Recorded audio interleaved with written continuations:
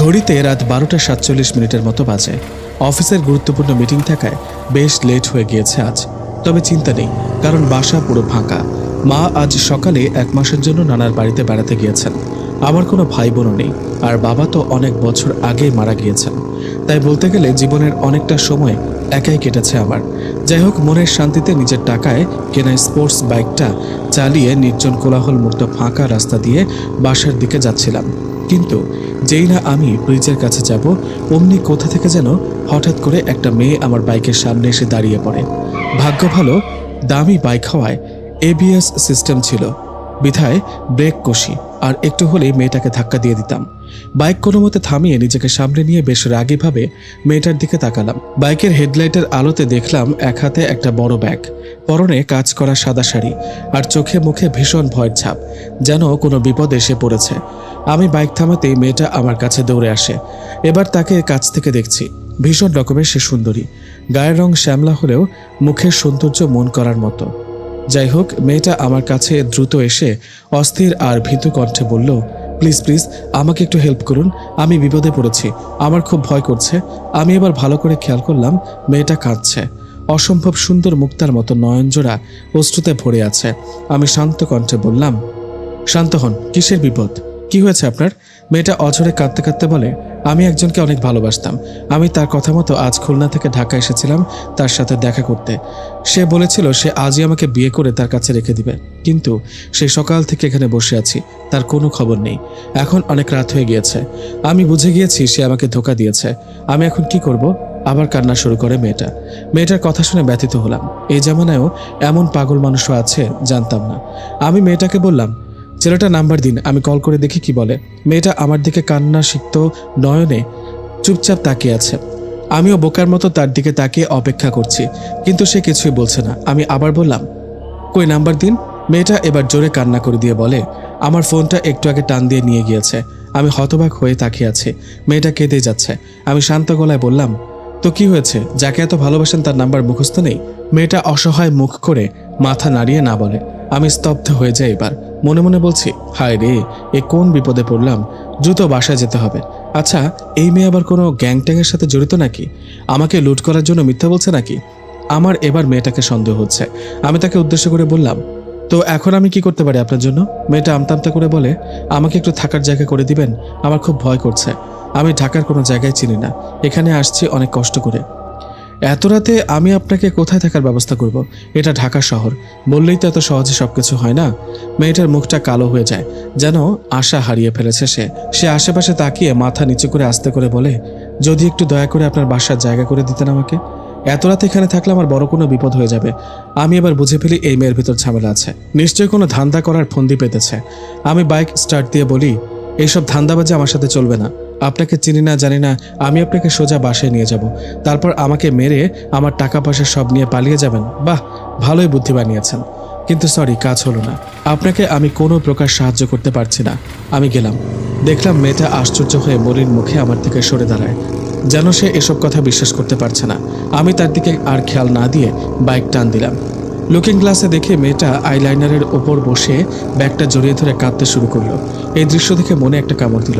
ভাবলাম যে আমি কি ভুল বুঝলাম মেয়েটাকে। আমি বাইকটা একটু সামনে নিয়ে আবার স্টার্ট অফ করে চুপচাপ আড়ালে দাঁড়িয়ে লুকিং গ্লাসে মেয়েটা কি করে তা দেখার চেষ্টা করলাম। দেখলাম সে বসে বসে শুধু কেঁদেই যাচ্ছে। যদি সে খারাপ কেউ হতো তাহলে সে অন্য কাউকে ধরার চেষ্টা করত, কারণ একটু পরপর প্রাইভেট কার আর বাইক যাচ্ছিল অনেক। সে চাইলে তাদেরকেও আটকাতে পারত, কিন্তু মেয়েটা বসে বসে কেঁদেই যাচ্ছে। তাহলে আমি মেয়েটাকে ভুলই বুঝেছি। মনটা খারাপ হলো। বাইকটা আবার স্টার্ট দিয়ে মেয়েটার কাছে গেলাম। সে আমাকে দেখে পুরো অবাক, কিন্তু পরক্ষণে মাথা নিচু করে আগের মতো কাঁদতে থাকলো নিঃশব্দে। আমি বাইক থেকে নেমে তার সামনে গিয়ে হাঁটুতে ভর দিয়ে বসলাম। সে আমার দিকে তাকালো, কিন্তু কিছু বলল না। বোধহয় রাগ করেছে আমার আগের কথা শুনে। আমি এবার মেয়েটাকে বললাম, আমার বাসায় বর্তমানে আমি ছাড়া কেউই নেই, আপনি কি তাও আমার বাসায় যাবেন? ভয় করবে না আপনার যদি আমি কোনো ক্ষতি করি আপনার? মেয়েটা কিছুক্ষণ আমার দিকে তাকিয়ে থেকে মাথা নিচু করে বলল, আপনি খারাপ হলে কখনোই আবার আসতেন না, আর আমাকে এটাও বলতেন না যে আপনার বাসায় কেউ নেই। আমি এতটুকু বুঝি। আমি কিঞ্চিৎ হাসলাম আর বললাম, আপনার মতো মেয়ে মানুষও যে দুনিয়া আছে তা জানা ছিল না। কেমন মানুষকে ভালোবাসলেন যে আপনাকে এরকম একটা বিপদে ফেলে দিল? যাই হোক, আজ রাতটা আমি আপনাকে আমার বাসায় থাকতে দিতে পারি, কিন্তু কালকে সকালে অবশ্যই খুলনা ফিরে যাবেন আপনার মা বাবার কাছে। মেয়েটা চুপচাপ মাথা নাড়িয়ে আচ্ছা বলল। আমি উঠে দাঁড়িয়ে বললাম, তাহলে চলুন আপনাকে নিয়ে যাই বাসায়। মেয়েটা উঠে দাঁড়িয়ে বাইকের কাছে আসলো, কিন্তু বাইকে না উঠে কিছুক্ষণ ভেবে বলল, আচ্ছা বুঝলাম আপনি ভালো, কিন্তু আবার পরে খারাপ হয়ে যাবেন না তো? সত্যি করে বলুন প্লিজ, আমি খুব বিপদে আছি, বুঝতেই তো পারছেন। আমি মেয়েটার কথা শুনে হাসবো নাকি কাঁদবো জানি না, তাও নিজেকে সামলে বললাম, বিশ্বাস না হলে আমার সাথে আইসেন না, আমারই ভালো হবে, আমি চলে যাই। না না না, আমি যাব বলে মেয়েটা আমার বাইকে চড়ে বসে। আমি তাকে আমার হেলমেটটা দিলাম, সে হাতে নিয়ে বলল, আপনি কি পরবেন তাহলে? সমস্যা নেই, আপনার সেফটি আগে, আপনার দায়িত্ব নিয়েছি, অবহেলা কিভাবে করি বলুন? যদি পুলিশ আপনাকে ধরে? ধরবে না, আমি ভিতর দিয়ে যাব। ওহ, তাহলে চলুন। আপনি ঠিকভাবে বসেছেন তো? বসেছে, কিন্তু ভয় করছে। কেন? না মানে আসলে আমি আগে কখনো বাইকে উঠিনি। ভয় নেই, আমি আস্তে আস্তে চালাবো। আপনি আমার শার্টটা ধরে বসুন, তাহলে ভয় কম লাগবে। চান্স নিতে চাচ্ছেন নাকি? হায় রে মেয়ে মানুষ, আপনি তো অন্যের প্রেমিকা, আপনার সাথে আবার কিসের চান্স নেব? বেশি সমস্যা হলে নেমে পড়ুন, আমার দেরি হচ্ছে। না না না, সরি, চলুন। মেয়েটা আমার শার্টটা ধরে বসলো। সে আগেই ধরতে চেয়েছিল, কিন্তু সেটা মনে মনে, হয়তো লজ্জার কারণে ধরতে পারেনি। তাই আমি বললাম, কিন্তু শয়তান মেয়েটা কি বলে আমাকে আমি নাকি চান্স নিতে চাচ্ছি, মানে ভালোদের কোনো দামই নেই দুনিয়ায়। যাই হোক, এবার বাইক চালু করে বাসার দিকে রওনা হলাম। সেই একই নিঝুম রাতে নিরিবিলি ঠান্ডা রাস্তায় বাইক চালিয়ে প্রতিদিনের মতো বাসায় যাচ্ছি, কিন্তু আজ একটু ব্যতিক্রম। আজ আমি একা না, আজ সাথে একজন নতুন মানুষ আছে, যার কোনো কিছুই আমি জানি না, ইভেন নামটাও জানি না। আল্লাহ জানে সাহায্য করতে গিয়ে আবার কোন বিপদ সাথে করে নিয়ে যাচ্ছি। কোনো রকম না ঘুমিয়ে আজ রাতটা পার করে আগামীকাল সকালে ওনাকে খুলনা পাঠিয়ে দিব। মনে মনে এসব ভেবে বাসার দিকে এগিয়ে যাচ্ছি। তাও আবার অন্যের গার্লফ্রেন্ড নিয়ে, কি কপাল আমার। দেখা যাক বাসায় গিয়ে কি হয়। অপরিচিতা মেয়েটাকে নিয়ে রাত 2টা নাগাদ বাসায় এসে পৌঁছালাম। মনের মধ্যে খুব ভয় করছে, না জানি কোন বিপদে পড়ি। পার্কিং লটে বাইকটা পার্ক করে মেইন গেটের সামনে আসলাম মেয়েটাকে নিয়ে। সে বেশ চুপচাপ আমাকে শুধু ফলো করে যাচ্ছে, কিন্তু এখন একটা বড় বিপদ সামনে, আর সেটা হলো দারোয়ান চাচা। বেশ বয়স্ক আর অভিজ্ঞতা সম্পন্ন একজন মানুষ, আমাকে খুব পছন্দ করে এবং সম্মান করেন। সে যদি এই রাতে আমাকে একটা মেয়ে নিয়ে আসতে দেখে, তাহলে আমার মান ইজ্জত তো যাবেই, উল্টো কেলেঙ্কারিও হতে পারে। তাই মেয়েটাকে নিয়ে আড়ালে দাঁড়িয়ে আছি, ভাবছি কি করা যায়। মেয়েটা আমার দিকে যে আর চোখে বারবার তাকাচ্ছে তা বুঝতে পারছি বেশ। কোনো আপদের পাল্লায় যে পড়লাম। যাই হোক, মাথায় একটা বুদ্ধি আসলো। আমি মেয়েটার কাছে গিয়ে আস্তে আস্তে বললাম, শুনুন, সামনে দারোয়ান চাচা আছে, সে আমাদের একসাথে দেখলে আমি নির্ঘাত তার চোখে খারাপ হয়ে যাব। তাই একটু চালাকি করে ভিতরে যেতে হবে। আমি ওনাকে কথার জালে ফাঁসিয়ে অন্যদিকে নিয়ে যাব। আপনি এই সুযোগে সোজা ওই যে সি ব্লক দেখছেন, ওই বিল্ডিংয়ে ঢুকে পড়বেন। ঠিক আছে। মেয়েটা একটু বিচলিত হলো, কিন্তু আচ্ছা বলল। আমিও প্ল্যান মতো দারোয়ান চাচার কাছে গিয়ে এটা ওটার কথা বলে তাকে অন্যদিকে নিয়ে গেলাম। আর এই সুযোগে মেয়েটা ভিতরে চলে আসলো। তারপর চাচার হাতে 100 টাকা দিয়ে বললাম চা খেতে। সে খুশি হলো। আমি দ্রুত বাসার দিকে গেলাম। মেয়েটা নিচে দাঁড়িয়েছিল, তাকে নিয়ে লিফটে উঠে স্বস্তির নিঃশ্বাস ফেললাম। মেয়েটা লিফটের এক কোণে চুপচাপ দাঁড়িয়ে আছে, ব্যাগ হাতে নিয়ে। আমি তার দিকে এক নজর তাকিয়ে মনে মনে বললাম, জীবনে নতুন এক অ্যাডভেঞ্চার হলো আজ এই মহিষীর জন্য। লিফট দিয়ে সোজা 7 তলায় চলে আসলাম। এত রাতে সবাই ঘুমাচ্ছে, তাই ধরা খেলাম না কারো কাছে। আমি দ্রুত মেয়েটাকে নিয়ে আমার ফ্ল্যাটের সামনে এসে দরজা খুলে তাকে নিয়ে ভিতরে ঢুকে দরজা লাগিয়ে দিয়ে সোজা সোফায় দুম করে বসে পড়ি। বুকটা ধুকপুক করছিল। যদি একবার কারো কাছে ধরা খেতাম তাহলে আমি শেষ। এসিটা ছেড়ে পুরো নিজের শরীরটা ছেড়ে দিয়ে বসে আছি। বাসায় যে আরেকজন আছে তা যেন ভুলে গিয়েছিলাম কিছু মুহূর্তের জন্য, কারণ অনেক ক্লান্ত আমি। মেয়েটা আমার অবস্থা দেখে হালকা কাশি দিল। তার কাশির শব্দ শুনে আমার হিতাহিত জ্ঞান ফিরে আসে। আমি মাথা তুলে তার দিকে তাকিয়ে লজ্জা পাই। সে এখনও দরজার সামনে ব্যাগটা জড়িয়ে ধরে দাঁড়িয়ে আছে অসহায়ের মতো। আমি তো পুরোই অবাক। আমি উঠে দাঁড়িয়ে বললাম, এ কি, আপনি ওখানে দাঁড়িয়ে আছেন কেন? এখানে সোফায় এসে বসুন, আপনাকে পানি দিচ্ছি, বসুন। মেয়েটা আস্তে আস্তে ভয়ে ভয়ে ভিতরে এসে সোফায় বসে। আমি ফ্রিজ থেকে তাকে 1 গ্লাস জুস এনে দিলাম, কারণ তার মুখ খুব শুকনো লাগছিল, বোধহয় সারাদিনের না খাওয়া। সে জুস দেখে একটু অবাক হলো। হাবভাব দেখে মনে হলো আমাকে সন্দেহ করছে যে জুসে কিছু মিক্স করেছে কিনা। আমি তার সামনে জুসটা রেখে বললাম, আপনার যদি বিশ্বাস না হয় আমি খেয়ে দেখাতে পারি। আর শুনুন, আমি ভালো ছেলে, আমার মধ্যে খারাপ কিছু নেই, থাকলে আপনার সাহায্য করতাম না। আপনি যদি বেশি সন্দেহ হয় তাহলে না খেলেও হবে। না না না, খাচ্ছি আমি। মেয়েটা এবার জুসের গ্লাসটা নিয়ে চুপচাপ পুরোটা এক ঢোকে খেয়ে ফেলল। বুঝলাম তার ভালোই লেগেছে। তার মায়াবী মুখখানা এখন অনেকটা উজ্জ্বল হয়েছে, বোধহয় অনেকটা তৃষ্ণার্ত ছিল। আমি বললাম, আরেক গ্লাস দিব? না না ধন্যবাদ, আপনি সত্যি অনেক ভালো, খুব তৃষ্ণা পেয়েছিল, কাঁদতে কাঁদতে বলল মেয়েটি। অসংখ্য ধন্যবাদ আপনাকে। মেয়েটার কথা শুনে মনে আলাদা একটা শান্তি অনুভব করলাম। কি মিষ্টি কণ্ঠ আর কি মিষ্টি দেখতে। মেয়েটার প্রেমিকটা কি হতভাগা যে এরকম একটা মানুষকে সে অ্যাকসেপ্ট করলো না। ইস, আমি তাকে বসিয়ে গেস্ট রুমে গেলাম। আমার ফ্ল্যাটটা বেশ বড়ই, দুটো বড় বড় বেডরুম, একটা গেস্ট রুম, ডাইনিং আর ড্রয়িং রুম একসাথে, কিচেন আর 3টা ওয়াশরুম আছে। 2টা বেডরুমের সাথেই বিশাল বড় বড় বারান্দা আছে। আমি ঠিক করলাম গেস্ট রুমটায় আজ রাতটা মেয়েটাকে থাকতে দিব। মায়ের রুমে আমি নিজেই ঢুকি না, আর আমার রুমে তো প্রশ্নই আসে না। সো গেস্টের জন্য গেস্ট রুমই পারফেক্ট হবে। তাই আমি দ্রুত মেয়েটার জন্য রুমটা গুছিয়ে নিলাম। তারপর হল রুমে এসে তাকে উদ্দেশ্য করে বললাম, ওই গেস্ট রুমটায় আজ আপনি থাকবেন, এটা ওয়াশরুম, দরকার হলে ব্যবহার করতে পারেন। মেয়েটা মাথা নিচু করে ধন্যবাদ বলে গেস্ট রুমে চলে গেল। আমিও আমার রুমে এসে বাসার জামা কাপড় নিয়ে ফ্রেশ হতে গেলাম। মনে মনে একটু ভয় করছিল যে আবার আমাকে বাইরে থেকে আটকে দেয় কিনা, তাই দ্রুত ফ্রেশ হয়ে বেরিয়ে পড়লাম। খুব ক্ষুধা লেগেছে, তাই কিচেনে গিয়ে ফ্রাইড রাইস আর চিকেন ফ্রাই রান্না করলাম। বলতে গেলে আমি একজন পাকা রাঁধুনি, কারণ তো আগেই বললাম জীবনের অনেকটা সময় একা থেকেছি। 2টো প্লেটে খাবার নিলাম, একটা আমার জন্য আর একটা মেয়ের জন্য। আচ্ছা, সেই কখন থেকে মেয়েই করছি, তার নামটাই তো জানা হলো না, এখনই জানতে হবে। আমি ডাইনিং রুমে খাবার রেখে গেস্ট রুমের দিকে তাকিয়ে দেখি দরজা লাগানো। মনের মধ্যে খটকা লাগলো, কি ব্যাপার, এই মেয়ে দরজা লাগালো কেন? কোনো উল্টাপাল্টা কিছু করছে না তো আবার? আমি ঢোক গিলে আস্তে আস্তে রুমের সামনে গিয়ে দরজায় কান পাতলাম। কোনো সারা শব্দ নেই। মনের মধ্যে অজানা ভয় বাসা বাঁধতে শুরু করলো। আমি আরো ভালো করে কান পেতে শোনার চেষ্টা করছি, অমনি হঠাৎ দরজা খুলে যায়, আর আমি রীতিমতো মেয়েটার গায়ের উপর পড়ে যেতে নেই। মেয়েটাও আমাকে এভাবে দেখে থতমত খেয়ে যায়। আমিও কোনো মতে নিজেকে সামলে অন্যদিকে সরে যাই, কিন্তু লজ্জায় মরে যাচ্ছি এখন। মেয়েটা দূরে সরে দাঁড়িয়ে ভীত কণ্ঠে জিজ্ঞেস করে, এই আপনি কি করছিলেন এখানে? কি মতলব আপনার? হ্যাঁ, আপনি কি খারাপ কিছু করতে চাচ্ছেন? আমি কিন্তু চিৎকার দিব, লোক ডাকবো। আল্লাহ, আমাকে বাঁচাও। আমি অস্থির হয়ে তাকে শান্ত করার জন্য বলি, আরে প্লিজ, ভয় পাবেন না, আমি সত্যিই দুঃখিত। আপনি দরজা লাগিয়েছিলেন, আমি ভয় পাচ্ছিলাম যে আপনি কোনো উল্টাপাল্টা কিছু করেন কিনা, তাই কান পেতে শুনছিলাম ভিতরে কি করছিলেন।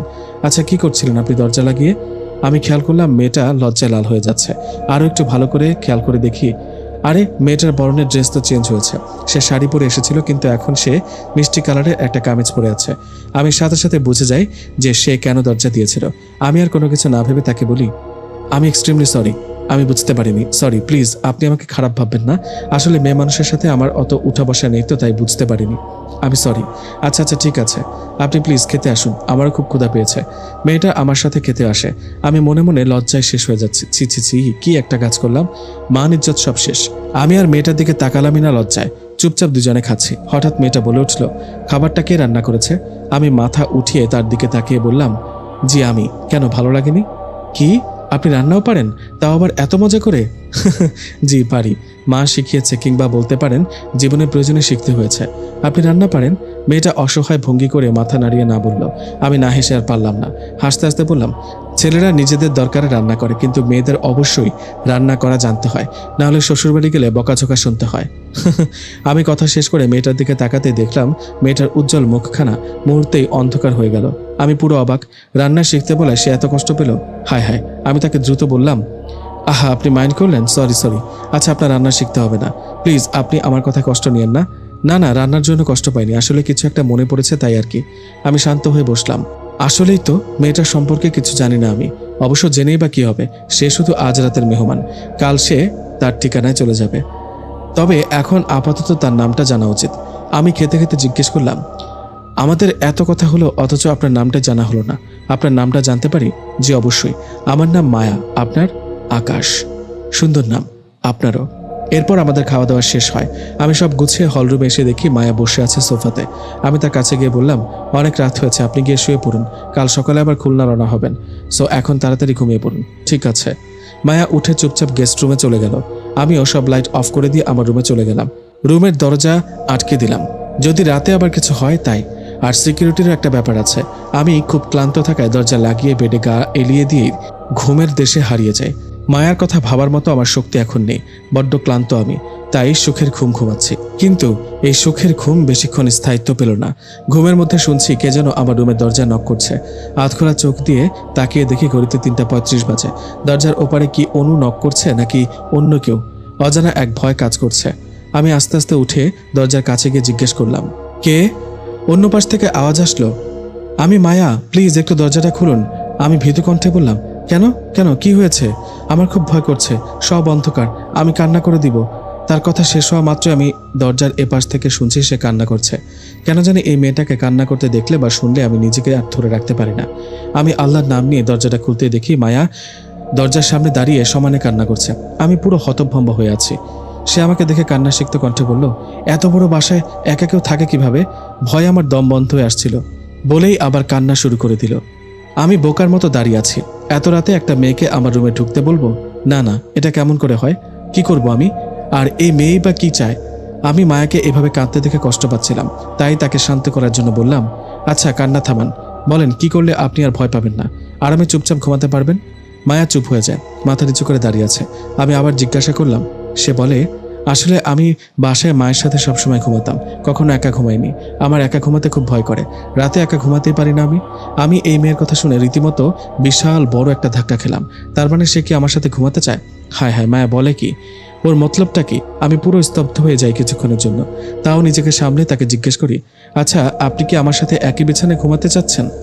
বিস্মিত কণ্ঠে মায়া মুহূর্তে আমার দিকে তাকিয়ে জোরে জোরে মাথা নাড়িয়ে না না করে। মায়া আমতামতা করে বলল, বিছানায় না, আমাকে ফ্লোরে একটা চাদর আর বালিশ দিলে আমি ঘুমাতে পারবো, তাহলে আর ভয় পাবো না। আমি আবার স্তব্ধ হয়ে যাই। মানে সে আমার পাশে না ঘুমালেও আমার রুমে ঘুমাতে চায়? না, এই মেয়ের মাথায় কোনো ফন্দি অবশ্যই আছে। আজ রাতটা আমার না ঘুমিয়ে কাটাতে হবে, বুঝেছি। কি যে ঝামেলায় পড়লাম। মায়া চুপচাপ দাঁড়িয়ে আছে আমি কি বলবো তা শোনার জন্য। আমি তাকে বললাম, আমি একটা ছেলে মানুষ, আমার সাথে একই রুমে ঘুমানোটা কি আপনার জন্য ঠিক হবে? কেমন লাগে না বলেন? মায়া কান্না জড়িত কণ্ঠে বলে, ভূতের চেয়ে আপনি অনেক ভালো আছেন। ওরা আমাকে একা পেলে নির্ঘাত মেরে ফেলবে, আপনি মারবেন না তা আমি বিশ্বাস করি। মায়ার কথা শুনে অট্ট হাসতে হাসতে আমি বিছানায় গিয়ে বসে পড়ি। এই মেয়ের কথাবার্তা পুরো বাচ্চাদের মতো। কি কিউটি না লাগছে তাকে। তার এই কথা শোনার পর তাকে না করার উপায় নেই, তাই বললাম, ঠিক আছে ঘুমান। মায়া অসম্ভব খুশি হয়। সে দ্রুত গেস্ট রুম থেকে তার যা যা দরকার সেগুলো আনতে চলে যায়। আমি বসে বসে হাসছি। এমন অভিজ্ঞতা জীবনেও হয়নি আমার। তবে এখন ভাবছি অন্য কিছু। মায়াকে কি এই ঠান্ডা ফ্লোরে ঘুমাতে দেওয়া ঠিক হবে? তার নিশ্চয়ই ঠান্ডা লাগবে। আমি আরাম করে ঘুমাবো আর সে মেহমান হয়ে নিচে ঘুমাবে? না, ব্যাপারটা খারাপ দেখায়। আমি এসব ভাবতে ভাবতে মায়া চলে আসে। এসেই ফ্লোরে চাদর ফেলে, কিন্তু আমি তাকে থামিয়ে বললাম, দাঁড়ান। মায়া আমার দিকে তাকায়। আমি তাকে বলি, আপনাকে ফ্লোরে ঘুমাতে হবে না। সে অসহায় মুখ করে বলে, তাহলে কোথায় ঘুমাবো? আমার বেডে ঘুমান। মায়া 2 কদম পিছু সরে গিয়ে বলে, কি বলছেন? আমি আপনার সাথে একই বিছানায় ঘুমাবো? না না, অসম্ভব, আমি পারবো না। আরে বাবা, কথাটা তো শেষ করতে দিবেন নাকি? আমি বলছি আপনি আমার বেডে ঘুমান আর আমি এই সোফাতে ঘুমাই। আমার রুমে 2 সিটের একটা ছোট সোফা ছিল। মায়াকে সেটার কথাই বললাম। ও সোফাটা দেখে আমাকে বলল, না না প্লিজ, আপনি আমার জন্য কষ্ট করবেন না, আমি ফ্লোরেই ঘুমাই, সমস্যা হবে না। আমি রসিকতা করে বললাম, ঘুমান, সমস্যা নেই, কিন্তু রাতে যে ফ্লোরে তেলাপোকা আর টিকটিকিরা পার্টি করে তাদের থেকে সাবধানে থাকবেন। আমার কথা শুনেই মায়া রীতিমতো ভয়ে একটা চিৎকার দেয়। আমি হাসতে হাসতে বলি, কি ঘুমাবেন না? মায়া মাথা নাড়িয়ে না না বলে। আমি আরও মজা পেয়ে হাসতে হাসতে বলি, তাহলে আজ রাতটা চুপচাপ আমার বেডে ঘুমিয়ে পড়েন, কাল তো বাসায় গিয়ে নিজের বেডে ঘুমাতে পারবেন। কথা শেষ করে আমি উঠে একটা মাথার বালিশ আর কাঁথা নিয়ে সোফায় চলে যাই। মায়া আস্তে আস্তে আমার বেডের কাছে গিয়ে একপাশে শুয়ে পড়ে। আমিও সোফায় গিয়ে পা ঝুলিয়ে বানরের মতো শুয়ে পড়ি। ইস, কি শক্ত সোফা। যাই হোক, চোখটা বন্ধ করতেই মায়া আবার ডাক দেয়। আমি চোখ মেলে তার দিকে তাকিয়ে দেখি সে বসে আছে। সে অবাক হয়ে জিজ্ঞেস করলাম, এবার কি হয়েছে? না না, তেমন কিছু না, আপনাকে একটা কথা বলার ছিল। বলেন। আমার দিকে তাকিয়ে আছে আর আমি তার দিকে তাকিয়ে আছি। আমার রুমে বেডের পাশে সবসময় 2টা টেবিল ল্যাম্প চলে। আজও তার ব্যতিক্রম হয়নি। আমি সেই ল্যাম্পের আলোতে মায়ার চিন্তিত মায়াবী মুখখানা দেখছিলাম। তার মিষ্টি গোলাপের পাপড়ির মতো ঠোঁটগুলো কেমন কাঁপছিল, যেন কিছু বলতে চাচ্ছে কিন্তু বের হচ্ছে না। মায়া হঠাৎই বলে, কাল সকালে বলবো, এখন ঘুমান, আপনাকে অনেক জ্বালাচ্ছি আমি। বলেই সে ঠাস করে শুয়ে পড়ে চোখ বন্ধ করে। আমি সোফায় শুয়ে সব দেখছি। তার এরকম কাণ্ডে আমি আবারও অবাক। কি এমন কথা ছিল যে সে বলতেই পারল না? তার ঠোঁটগুলো পর্যন্ত কাঁপছিল। কি এমন কথা সে বলতে চাচ্ছিল আমাকে? চিন্তা করতে করতে কখন যেন ঘুমিয়ে পড়ি। পরদিন সকালে ভোরবেলা ঝলমল আলোতে আমার ঘুম ভাঙে। ঘড়িতে তাকিয়ে দেখে সকাল 8:20 বাজে। আজ শুক্রবার। সচরাচর এই দিনে আমি 12টার আগে ঘুম থেকে উঠি না, কিন্তু আজ জানালার পাশের সোফায় ঘুমানোর কারণ ঘুমটা সকাল সকাল ভেঙে যায়। অপূর্ণ ঘুম নিয়ে আস্তে আস্তে উঠে বসতেই সবার আগে মায়ার অসম্ভব সুন্দর ঘুমন্ত মুখখানা আমার চোখে পড়ে। লেখক আবিরের গল্পে পড়েছিলাম যে একটা মেয়ের সত্যিকারের সৌন্দর্য দেখতে হলে তাকে ঘুমন্ত অবস্থায় দেখতে হবে। আমি আজ তা দেখেছি। আহা, কি মায়াবী মলিন নেশাকাতর মুখ তার। আমি বুঝি না কিভাবে এই মেয়ের প্রেমিকা তাকে গ্রহণ করলো না। আমার মাথায় ঢুকে না ব্যাপারটা। কি জানি, সত্যিকারের প্রেম ভালোবাসা আজকালকার দিনে কোনো মূল্যই নেই। তাই তো আজও একাই আছি। মা কতবার বিয়ে করতে বলল, কিন্তু আমার কোনো মেয়েকেই পছন্দ কিংবা ভালো লাগে না। সত্যি বলতে তাদের বিশ্বাসই করতে পারি না। আজকালকার মেয়েরা শুধু মন নিয়ে খেলতে জানে। তারা একটা ছেলের অনুভূতি, অনুভব কিংবা মনের গহীন জমে থাকা ভালোবাসা আর কষ্টগুলোকে কখনোই বুঝতে চায় না। সব কিছু তাদের কাছে নেহায়েত রং তামাশা। হ্যাঁ, আমারও একজন ছিল অনেক আগে, তখন আমি কলেজে পড়তাম, কিন্তু সে যে এভাবে আমার মন ভেঙে চলে যাবে তা আমি ভাবতেও পারিনি। যাই হোক, অতীত মানেই কষ্টকে স্মরণ করা, যেটা আমি চাই না। এত সুন্দর সকালটা নষ্ট হোক তাও চাই না। আমি উঠে ফ্রেশ হলাম, কারণ মায়াকে আজ যেভাবেই হোক খুলনায় পাঠাতে হবে। আমি ফ্রেশ হয়ে এসে দেখি আমার বেড খালি। কি হলো, মায়া কোথায় কোথায় গেল? আমি রুম থেকে বের হয়ে গেস্ট রুমে নজর দিলাম। দেখি রুম রাতের মতোই আছে, ওয়াশরুমেও বাইরে থেকে লাগানো। আর মায়ের রুম তো আমি তালাই মেরে রেখেছি। তাহলে মেয়েটা সকাল সকাল গেল কই? মেইন গেটের কাছে এসে দেখি সেটাও ভিতর থেকে লাগানো। তাহলে আমি একটু ভাবতেই আমার মনে পড়ে যে আমি তো আমার রুমের বারান্দায় দেখিনি। আমি দ্রুত বারান্দায় গিয়ে দেখি মিস মায়া আমার বারান্দায় মনের সুখে দাঁড়িয়ে প্রকৃতি দেখছে। আমার বাসার সামনে অনেক বড় ফাঁকা জায়গা, তাই দক্ষিণের মনোরম হাওয়া আসতে কোনো বাধাই পায় না। আমিও মাঝে মাঝে সকালে আর রাতে বারান্দায় বসে কিছু সময় কাটাই। বেশ শীতল ঠান্ডা বাতাস আসে এই সাততলায়, ভালোই লাগে। মায়েরও বোধ হয় তেমনই লাগছে। আমি হালকা কাশি দিলে মায়া আমার দিকে তাকিয়ে ওড়নাটা ঠিক করে নেয়। আমি দরজার কাছে দাঁড়িয়েছিলাম। রাতের চেয়ে মায়াকে এখন বেশ স্পষ্ট দেখা যাচ্ছে। ওর গায়ের রং দুধের মতো এতটা সাদা না হলেও ওর গায়ের রংটা বেশ মন করা। আমাকে দেখে মায়া লজ্জা পেল আর আস্তে করে শুভ সকাল বলল।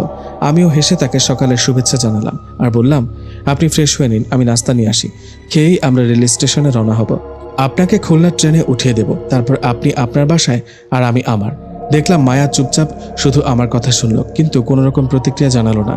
আমি সেদিকে খেয়াল না করে মায়াকে বাসায় রেখে বাইরে থেকে লক করে নাস্তা আনতে চলে গেলাম। নাস্তা এনে বাসায় ঢুকে দেখি মায়া চুপচাপ মুখ কালো করে হল রুমে বসে আছে। আমি ডাইনিং রুমে নাস্তা রেখে তার কাছে এসে জিজ্ঞেস করলাম, কি হলো, আপনি এই সকাল সকাল মুখ কালো করে বসে আছেন কেন? কি হয়েছে? আপনার তো খুশি হবার কথা, আপনি আবার আপনার পরিবারের কাছে ফিরে যাচ্ছেন, তাহলে এভাবে মন খারাপ করে আছেন কেন? মায়া হঠাৎই কান্না করতে করতে বলল, আমি এখান থেকে কোথাও যাব না। আমি এই কথা শুনে ঠাস করে সোফার উপর বসে পড়ি। হায় হায়, এই পাগলি মেয়ে বলল কি? আবার কোন বিপদে পড়লাম? আমি কোনো রকম নিজেকে সামলে মায়াকে জিজ্ঞেস করলাম, মানে কি বলছেন? কেন আপনি যাবেন না? কি হয়েছে? মায়া কান্না করতে করতে বলল, আমি এখন বাসায় গেলে আমার বাবা মা আমাকে মেরে ফেলবে। আর সত্যি বলতে আমি ওকে খুঁজে বের করতে চাই। ওকে জিজ্ঞেস করব ও কেন এমন করলো আমার সাথে। আপনি প্লিজ আমাকে আর কটা দিন থাকতে দিন প্লিজ। মায়া হাত জোর করে বলল। আমি বললাম, দেখুন মায়া, আমি এটা করতে পারবো না। আপনি আমাকে ক্ষমা করবেন। একটা মেয়ের সাথে এভাবে একটা ছেলে থাকতে পারে না। আর আমার মাও আসবে 1 মাস পর। সো কোনোভাবেই সম্ভব না। আপনি তার চেয়ে খুলনা চলে যান। আপনি যাকে ভালোবাসতেন সে কখনোই আপনার ছিল না। সো তাকে খোঁজার কোনো মানেই হয় না। যে একবার চলে যায় সে আর কখনোই ফিরে আসে না। আপনি রেডি হন, আমি আপনাকে ট্রেনে উঠিয়ে দিয়ে আসি। মায়া উঠে দাঁড়িয়ে বলে, ঠিক আছে, পাঠিয়ে দিন আমাকে, কিন্তু আমি মাঝপথে ট্রেন থেকে লাফিয়ে জীবন দিয়ে দিব। কারণ এখন বাসায় গেলে আমাকে এমনিও মরতে হবে, তার চেয়ে নিজেই মরে যাব। চলুন। আমি স্তব্ধ হয়ে মায়ের দিকে তাকিয়ে আছি। সে কি বলল? এটা জীবন দিয়ে দেবে? জীবন কি এতই সস্তা নাকি? আমি মায়ের হাত থেকে ব্যাগটা নিয়ে বললাম, ঠিক আছে ঠিক আছে, আপনি শান্ত হন, কোথাও যেতে হবে না আপনাকে।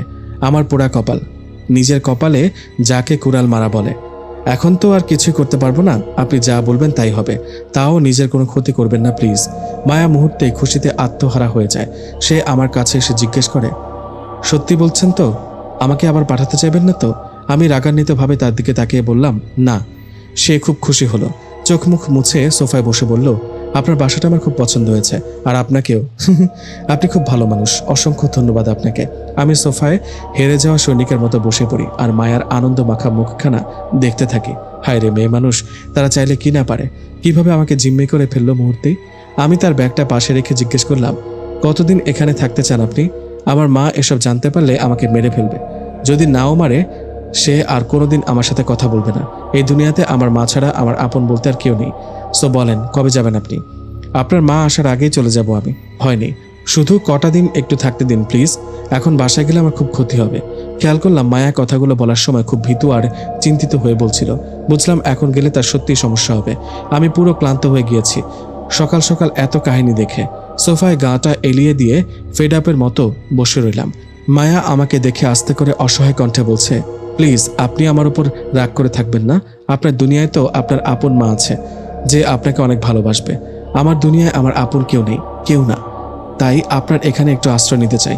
তারপর সত্যি বলছি আমি চলে যাব, প্রমিস। আমি মায়ার বাচ্চামো কথা শুনে মুচকে হাসলাম। মায়া বোধহয় তা দেখেছে। ও আবার বলে, আপনার বোধহয় ক্ষুধা লেগেছে অনেক, আমি নাস্তা বেড়ে দিচ্ছি, আপনি ফ্রেশ হয়ে আসুন। আমি মুচকি হেসে নিজের রুমে গেলাম। মাকে একটা ফোন দিতে হবে, না হলে সে চিন্তা করবে। আমি ফোন নিয়ে সোজা বারান্দায় গিয়ে মাকে কল দিলাম। কিছুক্ষণ রিং হতেই মা ফোন ধরলো আর বলল, কিরে আকাশ, তুই আজ এত সকালে ঘুম থেকে উঠলি, কোনো সমস্যা হচ্ছে বাবা? এই রে, আসলেই তো, আমি তো কখনো এত সকালে শুক্রবার ঘুম থেকে উঠি না। এখন মাকে কি বলবো? মাকে আমি কখনোই মিথ্যা বলতে পারি না, তাই বললাম, না না মা, কোনো সমস্যা নেই, ভোরের করা আলোতে আজ ঘুমটা তাড়াতাড়ি ভেঙে গিয়েছে, তাই ভাবলাম উঠেই পড়ি। আমার কথা রাখো, তুমি কেমন আছো সেটা বলো। আছি আছি, আলহামদুলিল্লাহ ভালোই আছি। তোর কণ্ঠটা কেমন শুকনো শুকনো লাগছে বাবা, কিছু হয়েছে? না না মা, ওই সকাল সকাল উঠেছি তো তাই। তুমি চিন্তা করো না, তুমি আরাম করে বেরিয়ে আসো। আমি তো সারাদিন বাইরে থাকি, তুমি একা একা বসে থাকো বাসায়। এখন ওখানে সবার সাথে আছো, আনন্দ করো, আমাকে নিয়ে চিন্তা করো না। তুই একটা বিয়ে করলে আমার আর এত দূর আসতে হতো না, আমি বৌমাকে নিয়েই ভালো থাকতাম। এই যে শুরু হয়েছে, বিয়ের সাথে আমার ভালো লাগে না, আর করলেও আরও পরে। মেয়ে মানুষটা অনেক জ্বালায় মা। মায়ার কথা ভেবে বললাম, কি আমি তোকে জ্বালাই? ঠিক আছে যা, আমি আর বাসায় আসবো না। আরে না না, তোমাকে বলিনি, তুমি তো মা, তোমার মতো ভালো মা আর কেউই হয় না। হয়েছে, মাকে আর পাম দিস না, ঠিক মতো থাকিস। রান্নাবান্না নিজে না পারলে বাইরে থেকে এনে খেয়ে নিস। ঠিক আছে মা। আর শোনো, আমি যেই মাকে বাকিটুকু বলতে যাব অমনি মায়া আমাকে ডাকতে ডাকতে বারান্দায় আসে। মায়া বলল, আকাশ মশাই কই আপনি? আমি তো পুরোই নাই, জানের পানি একদম শুকিয়ে গিয়েছে। চোখ দুটো বড় বড় করে মায়ের দিকে তাকিয়ে এক টান মেরে কাছে এনে ওর মুখ চেপে ধরে হাত দিয়ে ও দেওয়ালের সাথে ধাক্কা খেয়ে অবাক হয়ে তাকিয়ে থাকে। আমি দ্রুত মাকে বললাম, হ্যালো হ্যালো মা, আমার কথা কি শোনা যায়? হ্যাঁ শুনতেছি তো, তোর ওইখানে মেয়েরই কণ্ঠে শুনলাম মনে হয়। হ্যালো হ্যালো মা, তোমার কথা আসছে না, আমি পরে কল করি। ঠিক আছে, সাবধানে থাকিস। আচ্ছা বলে দ্রুত কল কাটলাম। আজ জীবনের প্রথম মায়ের সাথে মিথ্যা বললাম। মেজাজ পুরো খারাপ হয়ে গিয়েছে আমার। মায়ের মুখ চেপে ধরে ওকে রাগীভাবে বললাম, আপনি এটা কি করেছেন? মা শুনে ফেলেছে আপনার কণ্ঠ, এখন যদি সে সন্দেহ করে তাহলে আমার কি হবে? এভাবে কেউ ডাকে কাউকে? হ্যাঁ, মায়া আর আমার মাঝে মাত্র কয়েক ইঞ্চির দূরত্ব। আমি রাগের জন্য খেয়াল করিনি ও আর আমি কতটা কাছে। আমার শক্ত হাত দিয়ে আমি ওর মুখটা চেপে আছি। মায়া অবাক হয়ে ওর অসম্ভব সুন্দর নয়নজোড়া দিয়ে আমার দিকে তাকিয়ে আছে। ওর চোখের পাপড়িগুলো বেশ বড় বড়, যার জন্য চোখগুলো আরো বেশি সুন্দর লাগছিল। আর ওর চোখ জোড়া তো একদম মুক্তার মতো ঝলমল করে। আমি রাগীভাবে তাকালেও খুব একটা সময় লাগেনি ওর রূপে হারিয়ে যেতে। মায়ার কাছ থেকে মিষ্টি একটা ঘ্রাণ আসছিল। এমন মিষ্টি ঘ্রাণ দুনিয়ার সবচেয়ে দামি পারফিউম থেকেও পাওয়া যায় না। আমার রাগ নিমিষেই নাই হয়ে যায়। আমি ওর চোখের দিকে আর সে আমার চোখের দিকে তাকিয়ে আছে। আমাদের মাঝে সময়টা যেন থমকে গিয়েছে। আমার জীবনে মায়াই প্রথম মেয়ে যার এতটা কাছে আমি এসেছি। আমার অতীতে যে ছিল তাকে কোনোদিন আমি স্পর্শও করিনি, কিন্তু আজ প্রথমবার এই স্নিগ্ধ সকালে আমি কোনো মেয়েকে স্পর্শ করেছি, তাও তার এতটা কাছে এসে। আমার হৃদস্পন্দন ক্রমশ বেড়ে যাচ্ছিল। মায়াও বোধহয় একই অবস্থা। খেয়াল করলাম ওর পুরো মায়াবী মুখখানায় গোলাপি আভা ধারণ করেছে, যার মানে হলো ও অনেক লজ্জা পাচ্ছে। আমি হিতাহিত জ্ঞান হারিয়ে ফেলেছি। আমার যে মায়াকে ছেড়ে দেওয়া উচিত তা আপাতত মাথায় আসছে না। ওর নরম মিষ্টি ঠোঁটজোড়া আমার হাতের পেছনে লুকিয়েছিল। আমি বেশ অনুভব করছিলাম তার স্পর্শকাতর উষ্ণতা। আস্তে আস্তে যেন আমি মায়ার মাঝে ডুবে যাচ্ছিলাম। হঠাৎই মায়া ওর চোখটা অন্যদিকে সরিয়ে ফেলে, আর সাথে সাথে আমার ঘোর কেটে যায়। আমি ওর মুখ থেকে হাত সরিয়ে ফেলি। মায়া লজ্জায় মাথা নিচু করে ফেলে। আমি ওকে আস্তে আস্তে করে বললাম, সরি, এবং প্লিজ আর কখনো আমাকে এভাবে ডাকবেন না যদি আমি কলে থাকি, না হলে সমস্যায় পড়তে হবে আমাকে। মায়া মাথা নাড়িয়ে ইশারায় বলল, আচ্ছা। আমি খুব লজ্জা পাচ্ছিলাম। ও বলল, একটু পর আসবে। আমি ডাইনিং রুমে চুপচাপ বসে আছি। একটু আগে কি হলো ভাবছি। এমন অনুভূতি কিংবা অনুভব আমার আগে কখনো হয়নি। বুকটা এখনো ধুকপুক ধুকপুক করছে। মায়াকে এতটা কাছ থেকে দেখে আমি কেমন জানি হয়ে গিয়েছি। কিছুক্ষণ পর সে আসে, এসে দেখে আমি তার জন্য বসে আছি। মায়া আস্তে করে বলে, আপনি এখনো খাওয়া শুরু করেননি? মেহমানকে রেখে কি একা খাওয়া যায় বলেন? আপনিও বসুন, একসাথে খেয়ে নিই। ঠিক আছে। আমি আর মায়া শেষমেশ খেতে বসলাম। খেতে খেতে ভাবছি মায়াকে নিয়ে একসাথে কিভাবে এতটা দিন থাকবো। আজ প্রথম দিনে এই অবস্থা, না, আমাকে ঠিক থাকতে হবে। আমি যতটা সম্ভব ওর থেকে দূরে দূরে থাকার চেষ্টা করব।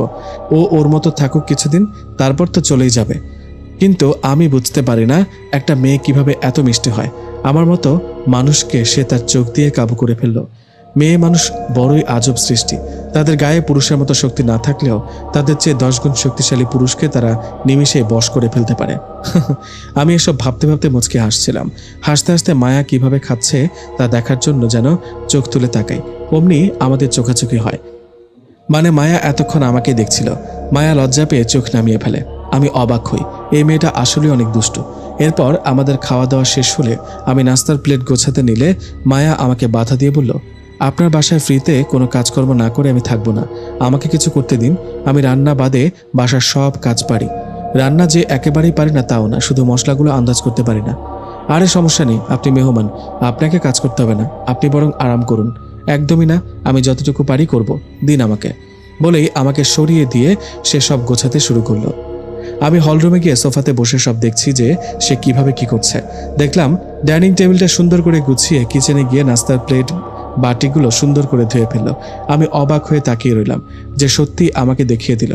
মায়া ঠিক আমার মায়ের মতোই কাজ করে, মা যেভাবে কাজ করে সেও সেভাবে কাজ করে। তাই আমি আরও বেশি অবাক হলাম। সে কাজ শেষ করে এসে বলে, ঝাড়ুটা কোথায়? আমি আবার অবাক হয়ে বললাম, ঝাড়ু? আপনি ঝাড়ু দিয়ে কি করবেন? আপনাকে পিটাবো। বলেন কোথায়? কি? আমি আবার কি করলাম? আরে ঘর ঝাড়ু দিব। আরে না না, লাগবে না, আমি পরে দিবনি, আপনি অনেক কিছু করেছেন, এবার গিয়ে রেস্ট নিন। মায়া আমার দিকে ভ্রু কুঁচকে রাগীভাবে তাকিয়ে আছে। আমি ভয়ে হাত দিয়ে দেখিয়ে দিলাম। সে ঝাড়ু নিয়ে আমাকে আরও একবার অবাক করে দিয়ে পুরো বাসা সুন্দর করে গুছিয়ে ঝাড়ু দিয়ে ফেললো। তারপর ফ্রেশ হয়ে এসে আমার সামনে বসলো। আমি তাকে টিভি রিমোটটা হাতে দিয়ে বললাম, আপনি এবার টিভি দেখতে দেখতে রেস্ট নিন, আমি একটু ঘুমাই গিয়ে। আচ্ছা ঠিক আছে। মায়ের হাতে রিমোট দিয়ে আমি আমার রুমে এসে শুয়ে পড়লাম। আজ আর দরজা লাগালাম না, কারণ মায়ের ওপর এখন অনেকটা বিশ্বাস হচ্ছে। যদি এখনও সে কিছু করে তাহলে সেটা আমার একান্তই কপালে লেখা ছিল। বেডে শুয়ে শুয়ে মনে মনে ভাবছি, আজকে সকালের মুহূর্তটা সত্যি স্মরণীয় থাকবে। কিন্তু মায়া কি মনে মনে আমাকে খারাপ ভাবছে না তো? কারণ শত হলেও তার মনে অন্য আরেকজন আছে। আমি এখনো বুঝি না কিভাবে একটা ছেলে মায়ের মতো মেয়েকে ধোঁকা দিতে পারে। তার মতো সাংসারিক মেয়ে পাওয়া বিরল ব্যাপার এই যুগে। কিন্তু মেয়েটা রান্না পারে না কেন? তার মা ওকে শিখায়নি? পরে জিজ্ঞেস করতে হবে সবকিছু, এখন ঘুমাই।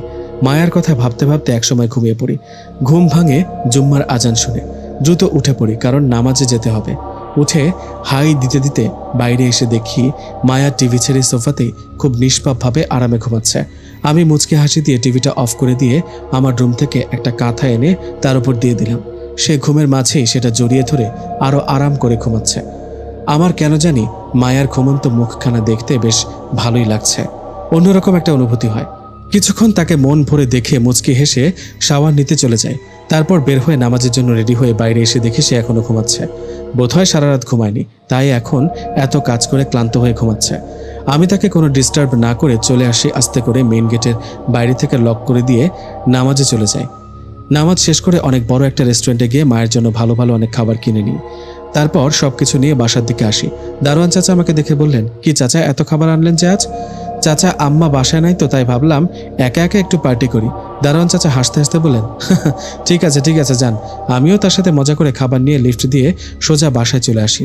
দরজা খুলতে দেখি মায়া সোফাতে নেই। এদিক ওদিক তাকিয়ে কোথাও পেলাম না। বুঝলাম সে আমার বারান্দায় গিয়েছে। আমি খাবারগুলো রেখে আমার রুমে গিয়ে বারান্দায় উঁকি মারতেই পুরো থ।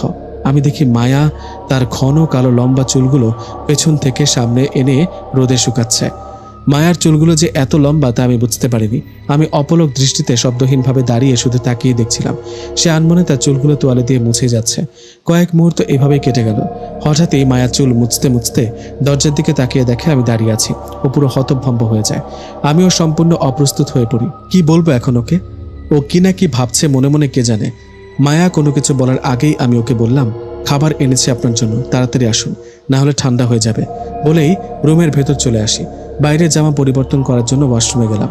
বেরিয়ে এসে সোজা ডাইনিং রুমে এসে খাবারগুলো প্যাকেট থেকে বের করতে থাকি। এর মধ্যে মায়াও গেস্ট রুম থেকে বেরিয়ে আসে। আমি শুধু এক নজর ওর দিকে তাকিয়েছিলাম। দেখলাম সে নীল কালারের একটা কামিজ পরেছে। এত বেশি সুন্দরী লাগছিল তাকে আমি বলে বোঝাতে পারবো না। কিন্তু একবারের বেশি তাকাতে পারলাম না, কারণ খুবই লজ্জাজনক কাজ করেছে একটু আগে। মায়া এসে আমার পাশে দাঁড়িয়ে লজ্জাসিক্ত কণ্ঠে বলল, আপনি বসুন, মেয়েদের কাজ মেয়েদেরই মানায়, আমি বেড়ে দিচ্ছি আপনাকে। আরে সমস্যা নেই, আমিও সাহায্য করি। মায়া আবার সেই ভ্রুকুচকে আমার দিকে রাগে ভাবে তাকায়। আমি ভয়ে চুপচাপ চেয়ারে বসে পড়ি। সে সুন্দর করে খাবারগুলো পরিবেশন করে দেয়। আমি তাকে বললাম, আপনার জন্য অনেক বড় রেস্টুরেন্ট থেকে মজার মজার খাবার এনেছি, সবগুলো খাবেন কিন্তু। মায়া চেয়ারে বসে খাবারগুলো দেখে বলে, এতগুলো খাবার একা কিভাবে খাবো?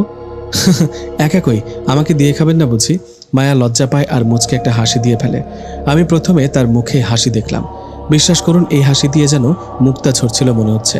কি অমায়িক হাসি তার! মনটাই ভরে গেল। আমি মনের অজান্তে বলে ফেললাম, আপনার মুচকি হাসিটা অসম্ভব সুন্দর, সবসময় হাসি খুশি থাকবেন, দেখবেন সবকিছু ভালো হবে। মায়া খেতে খেতে গম্ভীর কণ্ঠে বলল, একটা সময় অনেক হাসতাম, কিন্তু এখন হাসিটা বোঝার মতো লাগে। হাসতে খুব কষ্ট হয়। তার কষ্টমাখা কথা শুনে বুঝলাম প্রেমিকের জন্য বোধহয় মনে কষ্ট জমেছে অনেক।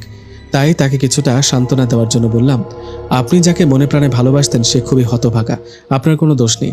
আজকাল কজনই বা এরকম অন্ধভাবে কাউকে ভালোবাসে বলেন? আপনি বেঁচেছিলেন তাই ধরাও খেয়েছেন। সত্যি বলতে যারা মন প্রাণ দিয়ে ভালোবাসতে জানে তাদের কেউ ভালোবাসে না। আপনি পারবেন না জানি, তবে তাও বলছি তাকে ভুলে যান। মনের মধ্যে কষ্ট পুষে রাখবেন না, না হলে এই কষ্টগুলো জমে মনটা পাথর হয়ে যাবে। কথাগুলো শেষ করে মায়ের দিকে তাকিয়ে দেখি সে কাঁদছে আর আমার দিকে অপলক দৃষ্টিতে তাকিয়ে আছে। আমি তার কান্না দেখে অস্থির হয়ে গেলাম। আরে কাঁদছেন কেন, কি হয়েছে? আচ্ছা আচ্ছা, তাকে ভুলতে হবে না, আপনি প্লিজ কান্না করবেন না। আমি আর কিছু বলবো না, সরি। মায়ার চোখ মুখ মুছে বলে, আরে শান্ত হন, আপনার কথা শুনে কাঁদছি না, কিছু অব্যক্ত কষ্টের কথা মনে পড়েছে, তাই অজান্তেই কখন যেন চোখগুলো ভিজে গিয়েছে। যাই হোক, আপনি খুব ভালো মানুষ আর বেশ পচাও। আমি মায়ার লাস্টের কথা শুনে পুরো আশ্চর্য। তাকে সাথে সাথে জিজ্ঞেস করলাম, আমি পচা, কিন্তু কেন? কি করলাম আবার? আপনি পচা না তো কি? তখন ওভাবে চুপচাপ চোরের মতো আমাকে দেখছিলেন কেন? আমি মায়ের কথা শুনে লজ্জায় শেষ হয়ে যাচ্ছি, কি বলবো ওকে। তাই মাথা নিচু করে চুপচাপ খেতে থাকি। সে আবার বলল, ভালো হয়ে যান, বুঝেছেন? না হলে কিন্তু আপনার খবর আছে। আবার এমন করলেন, দেখবেন আপনাকে কি করি। আচ্ছা হয়েছে, সরি। আপনি এত সুন্দর হলে কি করব আমি? আপনার চুলগুলো এত লম্বা আর ঘন, আমি আগে কখনো সরাসরি এমন দেখিনি। তাই কি যেন হয়েছে। হয়েছে, থামুন তো। লজ্জা শরম নেই আপনার দেখছি। উফ, চুপচাপ খাওয়া শেষ করেন। ঠিক আছে। আমি খেতে খেতে আর চোখে তাকিয়ে দেখি মায়ার মুখখানায় আবার সেই গোলাপি আভা ধরেছে, মানে সে লজ্জায় একদম নাস্তানাবুদ। এরপর আমাদের খাওয়া দাওয়া শেষ হলে মায়া আবার সব গুছিয়ে ফেলে। মনে মনে ভাবছি, এই মেয়েকে যে বিয়ে করবে তার পুরো রাজকপাল। আজকাল সাংসারিক মেয়ে পাওয়া আর সোনার হরিণ পাওয়া একই কথা। মনে মনে এসব ভাবতে ভাবতে হলরুমে এসে বসলাম। টিভিটা ছাড়লাম খবর দেখব বলে। এর মধ্যে ফোনটা বেজে উঠল, আর সাথে সাথেই পেলাম ভয়, কারণ মা কল দিয়েছে। আমি মায়ের দিকে তাকাতেই দেখি মায়া আগে থেকে ঠোঁটের উপর আঙুল দিয়ে ইশারায় চুপ হয়ে আছে, বোঝাচ্ছে। আমি হেসে দিলাম ওর কাণ্ড দেখে। তারপর গলাটা ছেড়ে কলটা রিসিভ করলাম। হ্যাঁ মা, বলো। কিরে, এতক্ষণ লাগে কল ধরতে? কই ছিলি? সরি, প্রশ্নটা এড়িয়ে গেলাম। খাওয়া দাওয়া করেছিস বাবা? হ্যাঁ মা, মাত্রই খেলাম। ওই যে আমাদের এখানে বড় রেস্টুরেন্ট আছে না, ওইখান থেকে খাবার এনেছি। ও যাক, ভালো করেছিস। আমি তো ভেবেছি তুই নিজে রান্না করবি। না, আজকে করিনি। তুমি খাওয়া দাওয়া করেছো? হ্যাঁ, খেয়েই তোকে কল দিলাম। ও, তুমি চিন্তা করো না মা, আমি তো আর সে ছোট না, নিজেকে সামলাতে পারবো। মায়ের মন বুঝবি না, সন্তান যতই বড় হোক না কেন, মা বাবার কাছে সে ছোটই থাকে। আচ্ছা ঠিক আছে, ঘুমা তাহলে। আজকে তো অনেক সকালে উঠেছিস, আমি রাখছি। আচ্ছা মা, তুমি সাবধানে চলাফেরা করো, আর কোনো সমস্যা হলে আমাকে জানিও। ঠিক আছে। মা কল রেখে দেয়। আমি যেন হাঁপ ছেড়ে বাঁচলাম। ফোন পাশে রাখতেই মায়া এখনও সেই ঠোঁটের উপর আঙুল রেখে আমার সামনে এসে বসলো। আমি হাসতে হাসতে তাকে বললাম, এখন কথা বলতে পারেন, সমস্যা নেই। মায়াও মুচকে এসে আঙুল সরালো আর বলল, আমি ঠিক করেছি আপনার কল আসলে আমি চুপ করে থাকবো এভাবে, না হলে সকালের মতো আবার রাগ দেখাবেন আপনি, সাথে এক গাদা লজ্জাও দিবেন। আহা, আপনি এখনো মাইন্ড করে আছেন? সরি সকালের জন্য। আচ্ছা ঠিক আছে, আপনি টিভি দেখবেন? তাহলে দেখতে পারেন, আমি ঘুমাবো। মা ঘুমাতে বলেছে আমাকে। বাহ, আপনি তো একদম আপনার মায়ের বাধ্য ছেলে। বলতে পারেন, কারণ এই দুনিয়াতে মা ছাড়া যে আমার আর আপন কেউ নেই, তাই মাকে অনেক বেশি ভালোবাসি। জানেন, বাবা যখন মারা যায় মা অনেক কষ্ট করে আমাকে বড় করে। আমি নিজের চোখ দিয়ে মাকে কষ্ট করতে দেখেছি। সে অনেক কষ্ট করে পড়াশোনা করিয়ে আমাকে আজ সফটওয়্যার ইঞ্জিনিয়ার বানিয়েছে। আমি মাসে এখন লাখ লাখ টাকা ইনকাম করি। আমার মা আজ আরামে আছে। মা বাবার কষ্ট যদি সন্তানরা না বুঝে, তাহলে কোনো দিন সেই সন্তান তাদের মর্ম বুঝবে না। বাবা মায়ের মতো আপন আর কেউ নেই পৃথিবীতে। আমার মা আমাকে বিয়ে দেওয়ার জন্য উঠে পড়ে লেগেছিল, কিন্তু আমি কোনোভাবেই রাজি হইনি। তাই সে এক প্রকার রাগ করেই গ্রামে ঘুরতে গিয়েছে। কেন বিয়ে করতে চায় না জানেন? কেন? আমি অনেক দেখেছি আজকালকার শিক্ষিত মেয়েরা বিয়ে করে শ্বশুর বাড়ি এসে সবার আগে ছেলে আর মায়ের মধ্যে দ্বন্দ্ব লাগায়, তারপর ছেলেকে ম্যানুপুলেট করে মা বাবাকে বৃদ্ধাশ্রমে পাঠাতে বাধ্য করে। আমি এটা কখনো হতে দিব না। আমার কোনো মেয়েকে বিশ্বাস হয় না। তারা কিভাবে এমনটা করতে পারে? তাদেরও তো মা বাবা আছে, তাই না? তাদের বাবা মাদেরও যদি এমন অবস্থা হয় তখন কেমন হবে? মায়া বলল, সত্যি আপনার মতো সন্তান পাওয়া ভাগ্যের ব্যাপার।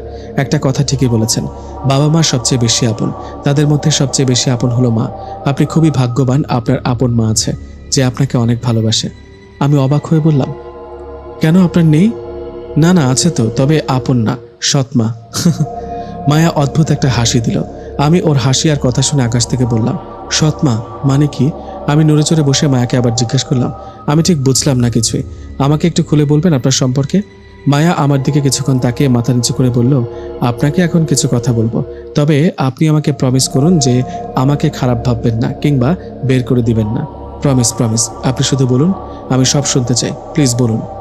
দেখলাম মায়ের চোখজোড়া অশ্রুতে ভরে এসেছে। সে একবার মুছে দীর্ঘ একটা নিঃশ্বাস ছেড়ে বলতে শুরু করলো, আমি কাউকে ভালোবেসে ঢাকাতে আসিনি, কিংবা আমার এখানে পরিচিত কেউই নেই। আপনাকে রাতে যা বলেছি সবই মিথ্যা ছিল। শুধুমাত্র আপনি যেন আমাকে একটু জায়গা দিন, তাই মিথ্যাগুলো বলেছি। মায়ের কথা শুনে আমি যেন আকাশ থেকে পড়লাম। এই মেয়ে বললোটা কি? তার কোনো প্রেমিক নেই, সে আমাকে মিথ্যা বলেছে? তাহলে সত্যটা কি? আমি অবাক কণ্ঠে মায়াকে জিজ্ঞেস করলাম, আপনি আমাকে মিথ্যা বলেছেন কেন? আর সত্যটা তাহলে কি? আমাকে সব খুলে বলুন। মায়া অঝরে কান্না করতে করতে বলল, আমার আপন মা মারা গিয়েছে আমার বয়স যখন 15 বছর। মা মারা যাওয়ার ঠিক 3 মাস পর বাবা আরেকটা বিয়ে করে। আমি তখন ছোট হলেও সব বুঝি। খুব অবাক হই সেদিন যে কিভাবে করে বাবা আমার মা মারা যাওয়ার মাত্র 3 মাসের মাথায় আরেকজনকে বিয়ে করে বাসায় আনে। আমার মায়ের গর্ভে শুধু আমি একাই ছিলাম। মাকে হারিয়ে আমি পুরো স্তব্ধ হয়ে যাই। আমার সাজানো সুন্দর জীবনটা হঠাৎ করে অন্ধকার হয়ে যায়। কিন্তু যখন নতুন মা আসে, বাবার উপর কিছুটা রাগ হলেও নতুন মায়ের ভালোবাসা দেখে আমি আস্তে আস্তে ঠিক হচ্ছিলাম। কিন্তু যেই বিয়ের 6 মাস পার হয়, আপন মা আর সৎ মায়ের তফাৎটা আমি হাড়ে হাড়ে বুঝতে শুরু করি। আমার সৎ মা আর আমাকে কাছে ডাকে না, আমাকে খেতে বলে না, আমার সাথে ভালোভাবে কথা বলে না। আমি যদি নাও খেয়ে থাকি, একটাবার এসে কোনো খবরও নেয় না। একদিন খুব অসুস্থ হয়ে সারাদিন বিছানায় পড়েছিলাম। না বাবা না আমার সৎ মা আমাকে দেখতে এসেছিল। ভাগ্য ভালো, সেদিন কোথা থেকে যেন ছোট মামা আমার প্রিয় ফল মানে লিচু নিয়ে আসছিল আমার কাছে। এসে দেখে আমার এই অবস্থা। সেদিন মামা যদি আমাকে হাসপাতালে না নিত, তাহলে হয়তো আপনার আজ এতটা সমস্যা হতো না। শুধু আপনার না, আমার পরিবারও বোঝা থেকে বেঁচে যেত। যাই হোক, সেদিন থেকে শুরু হয় বেঁচে থাকার লড়াই। আমি বুঝে যাই যে আমার আপন মায়ের সাথে আমার আপন বাবাও চলে গিয়েছে, কারণ সৎ মা আমাকে সরাতে চাচ্ছিল। সেটা বাবা বুঝেও সৎ মাকে কিছু না বলে সেও উঠে পড়ে লাগে আমাকে ভাগানোর জন্য। মামা বাড়ি নানা বাড়ি পালিয়ে পালিয়ে কোনো রকম ইন্টারটা আমি পাশ করি। আমার পড়াশোনার যাবতীয় খরচ আমার মামারাই দিত, কারণ আমার সৎ মা আমাকে বের করতে সক্ষম হয়েছে বাসা থেকে। বের করবেই বা না কেন? তার অনাগত সন্তান যেন বাবার সব সয় সম্পত্তি পায়, সেজন্যই আমাকে সরানো। আমি পালিয়ে পালিয়ে 5টা বছর পার করি, কিন্তু এখন আর পারছিলাম না।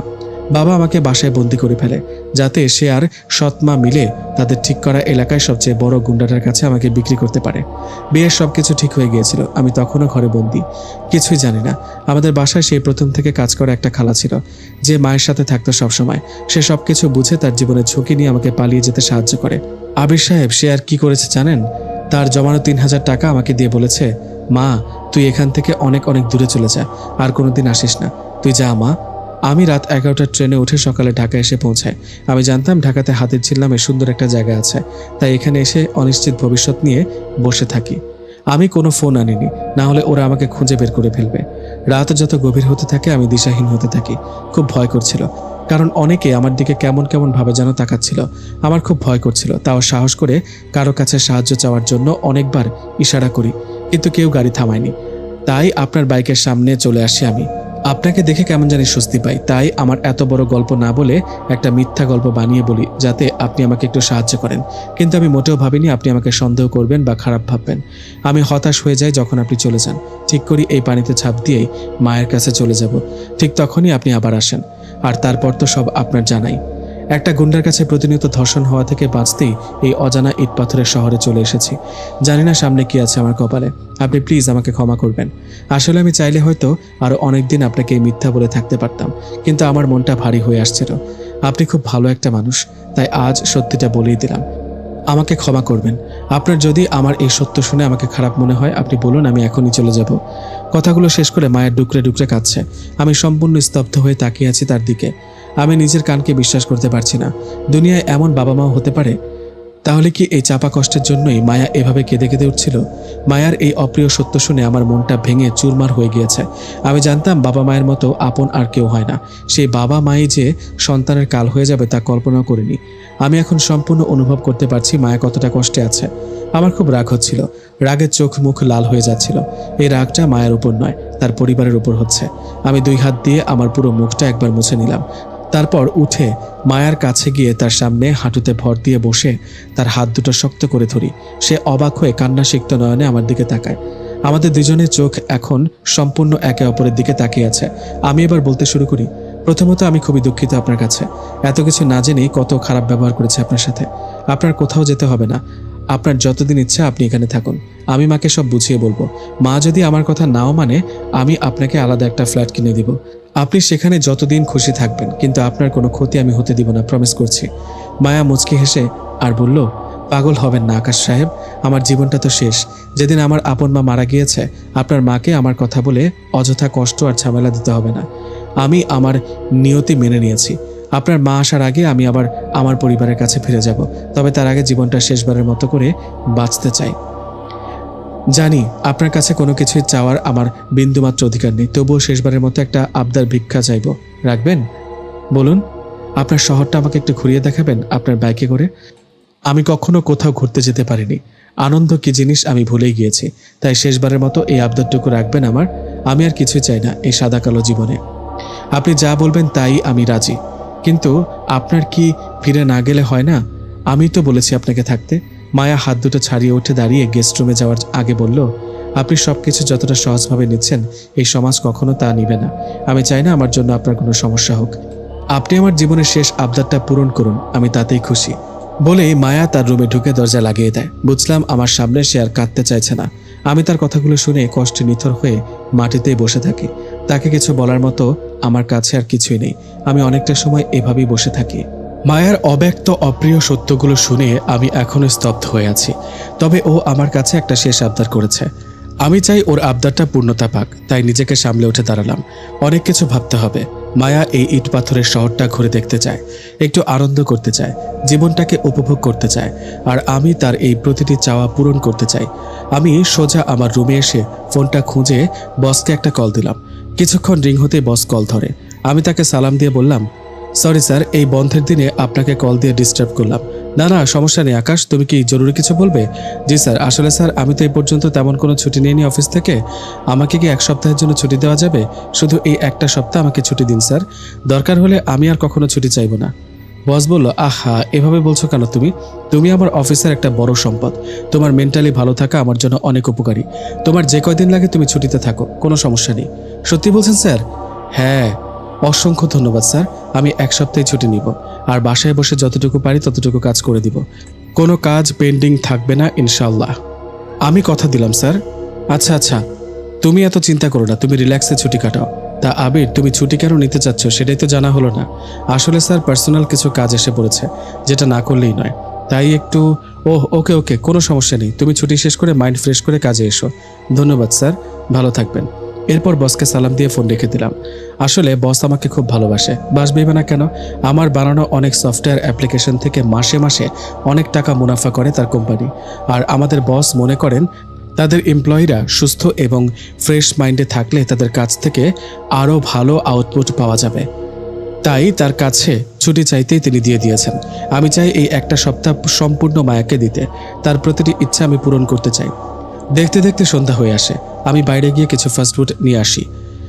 এসে দেখি মায়া এখনো বের হয়নি। আমি সুন্দর করে খাবারগুলো সাজিয়ে আস্তে আস্তে মায়ের রুমের কাছে গিয়ে দরজায় নক করলাম। 2 বার নক করলাম, কিন্তু কোনো সারা শব্দ নেই। মনে মনে ভয় পাচ্ছিলাম যে আবার খারাপ কিছু করে বসলো নাকি। তাই মায়া বলে যেই জোরে ডাক দিতে যাব, তখনই সে বেরিয়ে আসে। বেরিয়েই আমাকে দেখে সে মাথা নিচু করে ফেলে আর বলে, কিছু বলবেন? আমি লাইটের আলোতে যতটুকু দেখলাম তাতে বুঝলাম সে অনেক কেঁদেছে এতক্ষণ। আমার ভেতরটা দুমড়ে মুচড়ে উঠে তার এই অবস্থা দেখে। কিন্তু এখন এসবের সময় নেই। আমি মায়াকে অনেক খুশি রাখতে চাই, তার ইচ্ছাগুলো সব পূরণ করতে চাই। আমি খপ করে তার হাত দুটো ধরলাম। সে বেশ অবাক হয়ে আমার দিকে তাকালো, মনে হলো একটু ভয়ও পেয়েছে। আমি বেশ কষ্ট করে মুখে হাসি এনে বললাম, এভাবে রুমের মধ্যে নিজেকে বন্দি করে রাখলে আপনার আবদারটা কিভাবে পূরণ হবে? হ্যাঁ? মায়া চুপ করে আছে, মাথা নিচু করে। আমি তার হাত দুটো ছেড়ে তার গালে হাত দিলাম। সে রীতিমতো কেঁপে ওঠে। আমি তাকে অন্য কোনো রিয়াকশন না দিতে দিয়ে তার চোখগুলো একসাথে মুছে দিতে দিতে বললাম, এই যে আপনার চোখগুলো যেভাবে মুছে দিচ্ছি ঠিক তেমনি আপনার সব কষ্টগুলো মুছে দিব আমি। শুধু আমার উপর একটু বিশ্বাস রাখুন। আমার কথাগুলো শুনে মায়ের অবাক নয়নগুলো আস্তে আস্তে মলিন হতে থাকে। তার গালগুলো এখনো আমার আয়ত্তে, বেশ নরম তুলার মতো তার গালগুলো। মেয়েদের গাল যে এত নরম হয় জানা ছিল না। মায়াকে এই নিয়ে তৃতীয়বারের মতো স্পর্শ করছি। প্রথম স্পর্শটা অনাকাঙ্ক্ষিত ছিল, দ্বিতীয় স্পর্শটা তাকে সামলানোর জন্য ছিল, আর এখনকার তৃতীয় স্পর্শটায় আছে তাকে বাঁচতে দেওয়ার বিশ্বাস। আমি মায়ের চোখের দিকে অপলক দৃষ্টিতে তাকিয়ে আছি। কি সুন্দর একটা নিষ্পাপ মেয়ে। কেউ বাহির থেকে দেখলে কখনোই বুঝবে না মেয়েটা ভেতর থেকে একদম শেষ। সত্যি বলতে আমিও বুঝিনি। মায়ের যতবার কাছে এসেছিলাম তখন তাকে অন্য নজরে দেখেছি।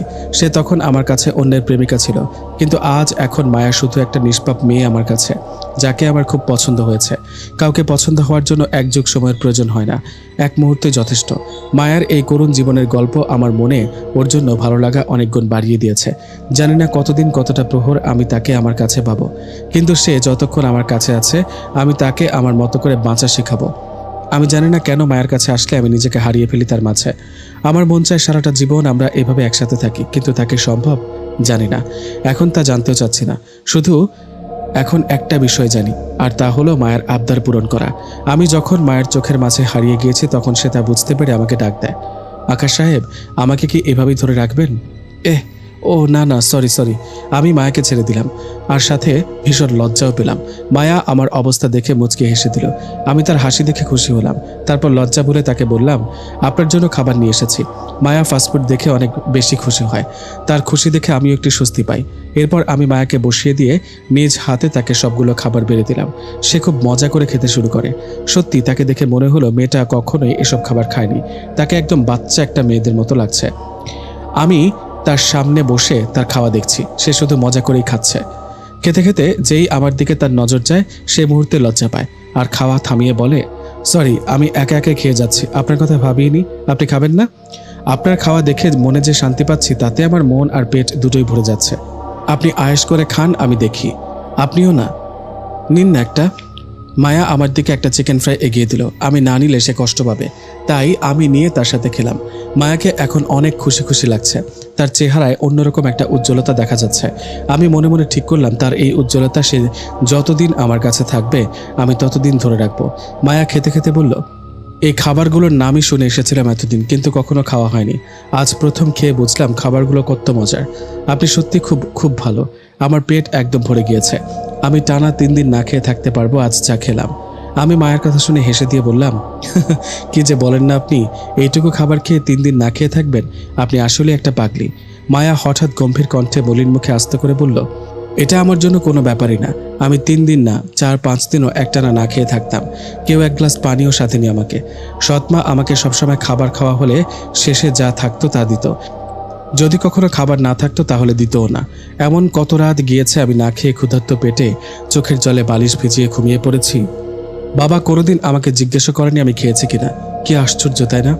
আসলে আপন মা যে কি জিনিস সে যখন থাকে না তখন বোঝা যায়। মা পরিবারের সবাইকে আগলে রাখে। আমার মা আমাকে আগলে রাখতো। ইস, মা যদি তার সাথে আমাকে নিয়ে যেত খুব ভালো হতো, তাই না আকাশ সাহেব? মায়ার কথা শুনে আমার চোখ ভেঙে কান্না আসছিল। আমি সবকিছু ঝাপসা দেখছিলাম। ছেলে মানুষ, তাই মায়ার সামনে কান্না করা যাবে না। আমি ওকে বললাম, আমি একটু আসছি বলেই নিজের রুমে চলে আসলাম। কারণ আমি জানি আপন মানুষ হারিয়ে গেলে কতটা কষ্ট ফেস করতে হয়। আমার বাবা খুব ভালো মানুষ ছিলেন, আমাকে আর মাকে অসম্ভব ভালোবাসতেন। কিন্তু ভাগ্যের কি নির্মম পরিহাস, তাকে ছোটকালেই হারিয়ে ফেলি। তখন বুঝি বাবার ছায়া না থাকলে জীবনটা কতটা কঠিন হয়ে যায়।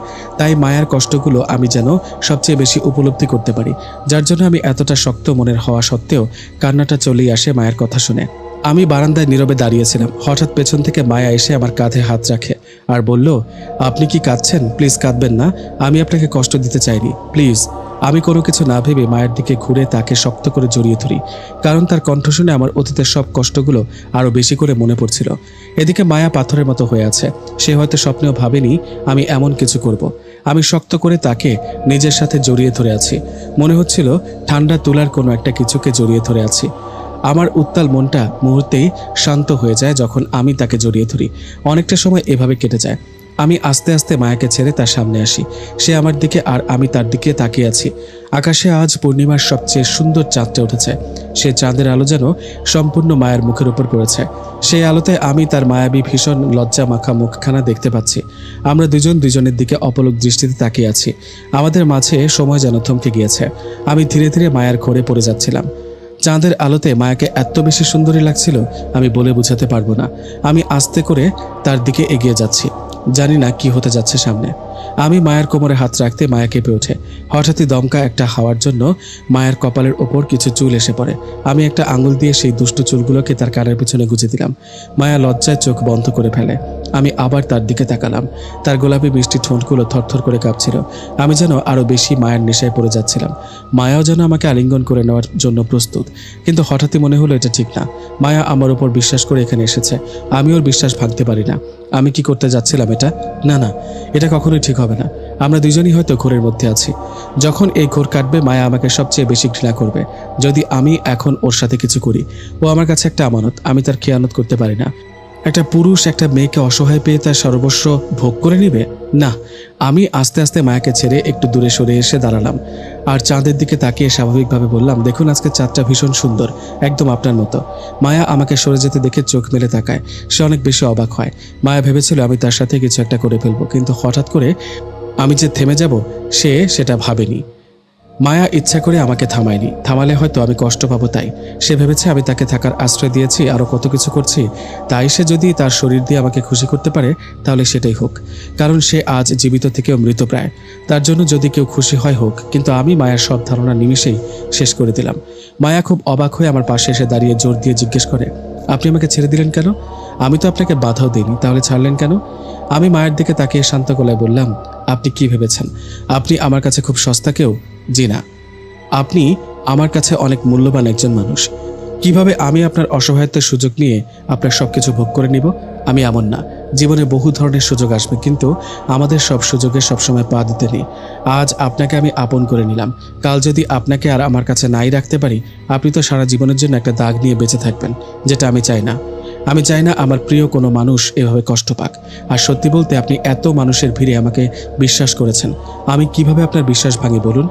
আপনার এই মায়াবী দুই চোখে আমি আর 10টা পুরুষের মতো হতে চাই না, যারা মেয়েদের অসহায়তার সুযোগ নিয়ে তাদের সবকিছু কেড়ে নেয়। আপনি আমার চোখের সামনে হাসি খুশি থাকলেই আমি খুশি। আমার এর থেকে বেশি আর কিছুই চাই না। মায়ের গাল বেয়ে বেয়ে অশ্রু পড়ছে। সে কল্পনা করেনি আমি এতটা ভালো হব।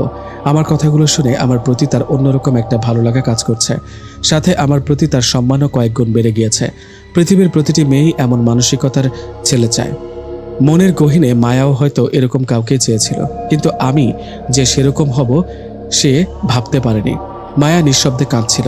আমি তা দেখে বিচলিত হয়ে তার একটু কাছে গিয়ে চোখের পানিগুলো মুছে দিয়ে জিজ্ঞেস করলাম, এ কি, কাঁদছেন কেন?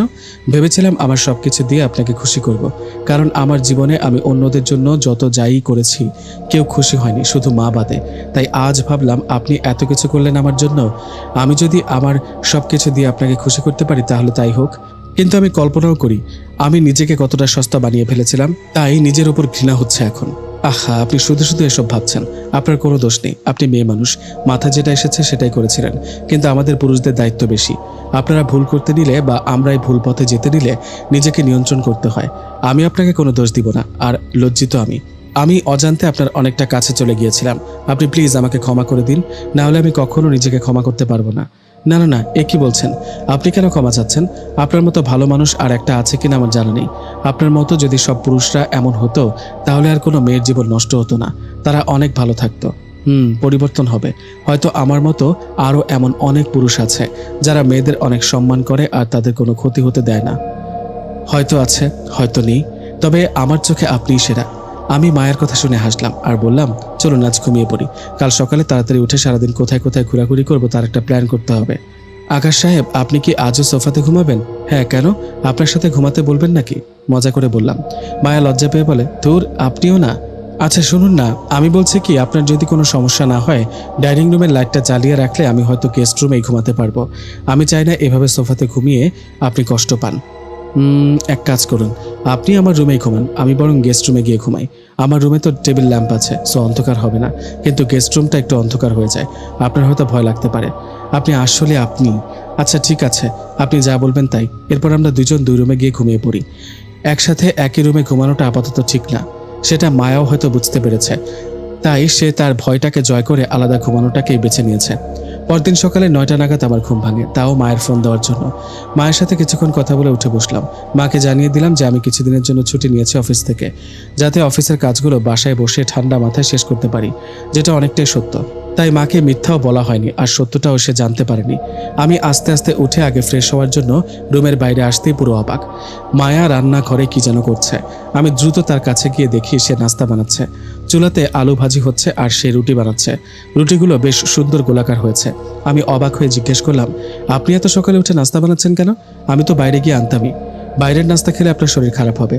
আপনি তো সবসময় আপনার মায়ের হাতের রান্না খেয়ে বের হন, আজ না হয় আমার হাতের রান্না খেলেন। আপনি না সেদিন বললেন আপনি রান্না পারেন না, সাথে তো এটাও বলেছিলাম যে একেবারে পারি না তা না, পারি, তবে মশলা একটু কম বেশি হয়ে যায়, এই আর কি। আল্লাহ ভরসা ঠিক হয়ে যাবে রান্না করতে করতে। আমি মনে মনে খুশি হলাম যে মায়ার হাতের রান্না খাবো। আমি হেসে বললাম, আপনি আসলে একটা পাগলি, আমি ফ্রেশ হয়ে আসছি। ঠিক আছে। আমি এরপর ফ্রেশ হয়ে এসে দেখি মায়া টেবিলে নাস্তা বেড়ে দিচ্ছে। আমি গিয়ে চেয়ারে বসলাম। মায়া আমাকে ভাজি আর রুটি বেড়ে দিল। আমি বললাম, বসবেন না? মায়া বলল, আপনি খান, তারপর আমি খাবো নি। না না, এটা চলবে না, আপনি ফ্রেশ হয়ে আসুন, একসাথে খাবো, নইলে আমি খাবোই না। আপনিও না? আচ্ছা আসছি। মায়াও দ্রুত গিয়ে ফ্রেশ হয়ে এসে আমার সাথে খেতে বসে। আজ জীবনের প্রথম মায়ের হাতের পর অন্য কোনো প্রিয় মানুষের হাতের রান্না খেতে যাচ্ছি। মায়াও অধীর আগ্রহ নিয়ে আমার দিকে তাকিয়ে আছে। আমি এক টুকরো রুটি ছিঁড়ে ভাজি নিয়ে মুখে দিলাম। কিছুটা খাবার পরে খেয়াল করি আমার মুখটা কেমন জানি হয়ে এসেছে। মায়া এই দৃশ্য দেখে খুব কষ্ট পায়। সে অসহায় কণ্ঠে জিজ্ঞেস করে, ভালো হয়নি তাই না? আমি জানতাম আমার দ্বারা রান্না হবে না, আমি কিছুই পারি না। আমি গম্ভীর কণ্ঠে তাকে বললাম, এই যে সম্পূর্ণ আমার মায়ের হাতের রান্না, আপনি শিখলেন কিভাবে? ওয়াও! আমি ভীষণ অবাক হয়ে মজা করে খাচ্ছি। আর ওদিকে আমার কথা শুনে মায়া পুরো হতভম্ব হয়ে গিয়েছে। সে ভেবেছে রান্না খুব খারাপ হয়েছে দেখে আমি ওরকম করেছি, কিন্তু আসল কাহিনী হলো রান্নার স্বাদটা অনেকটাই আমার মায়ের মতো হয়েছে। মায়া তার মাথায় হাত দিয়ে হেসে দেয়। আমি খেতে খেতে তার দিকে তাকিয়ে হাসি আর বলি, কি ভয় পেয়েছিলেন নাকি? আমি জানি আপনি ইচ্ছা করে অমন করেছেন, আপনি খুব খুব পচা। দাঁড়ান আগে খেয়ে নি, তারপর কথা হবে। আমি আয়েশ করে খাচ্ছি আর মায়া অপলক দৃষ্টিতে মন জুড়িয়ে আমার খাওয়া দেখছে।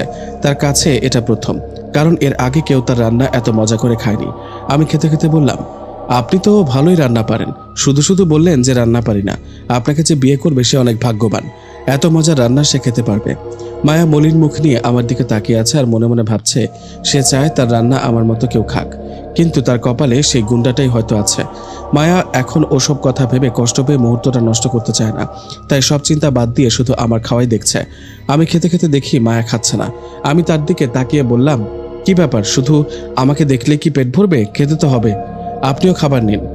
মায়া ভীষণ লজ্জা পায়, মাথা নিচু করে বসে থাকে। আমি মুচকি হেসে নিজেই তাকে খাবার বেড়ে দিয়ে বলি, আপনি লজ্জা পেলে আপনাকে অনেক বেশি সুন্দর লাগে। তারপর আমি আর মায়া মজা করে সকালের নাস্তাটা করলাম। নাস্তা শেষ করে আমরা দুজন হলরুমে বসে আছি।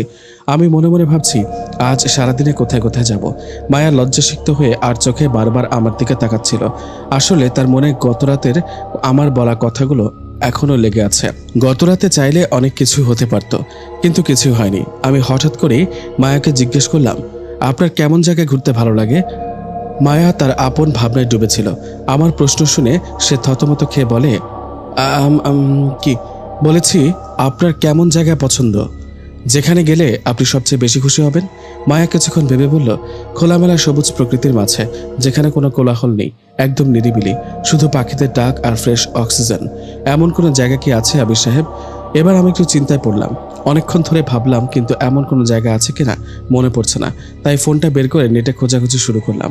পাশ থেকে মায়া বলে উঠল, আরে আপনি এত চিন্তিত হয়েন না, এমন জায়গা কোথাও নেই। পেয়েছি। কি কি পেয়েছেন? কোথায়? বলবো না, আপনাকে ডিরেক্ট নিয়ে যাব। আপনি শাওয়ার নিয়ে রেডি হন তাড়াতাড়ি। যাক, এত খোঁজাখুঁজির পর পেলাম। মাথাটা পুরো হ্যাং হয়ে গিয়েছিল। মায়া অবাক হয়ে আমার দিকে তাকিয়ে আছে, যেন আমি তার থেকে বেশি খুশি হয়েছি। আমি মায়ের দিকে তাকিয়ে তাকে এভাবে দেখে বললাম, উমা, আপনি বসে আছেন কেন? দৌড় দেন, না হলে দেরি হয়ে যাবে। জায়গাটা একটু দূরে, তাও সমস্যা নেই। যাচ্ছি যাচ্ছি বলেই মায়া উঠে গেস্ট রুমে যেতে নেয়, কিন্তু হঠাৎই সে থমকে দাঁড়ায়, আবার আমার সামনে চলে আসে। আমি তার দিকে তাকিয়ে পুরো অবাক। সে মুখটা সম্পূর্ণ মলিন করে আছে। আমি অবাক কণ্ঠে জিজ্ঞেস করলাম, আবার কি হয়েছে আপনার? আপনি কিছু একটা ভুলে যাচ্ছেন আকাশ সাহেব। আমি আরো অবাক হয়ে বললাম, কি ভুলে যাচ্ছি আমি? আপনি যে আমাকে নিয়ে ঘুরতে বের হবেন, নিচে দারোয়ান চাচার সামনে থেকে আমাকে নিয়ে যাবেন কিভাবে? সে তো আমাদের একসাথে দেখে ফেলবে, আর এই দিনের বেলা লুকিয়েও যাওয়া আসা করা যাবে না।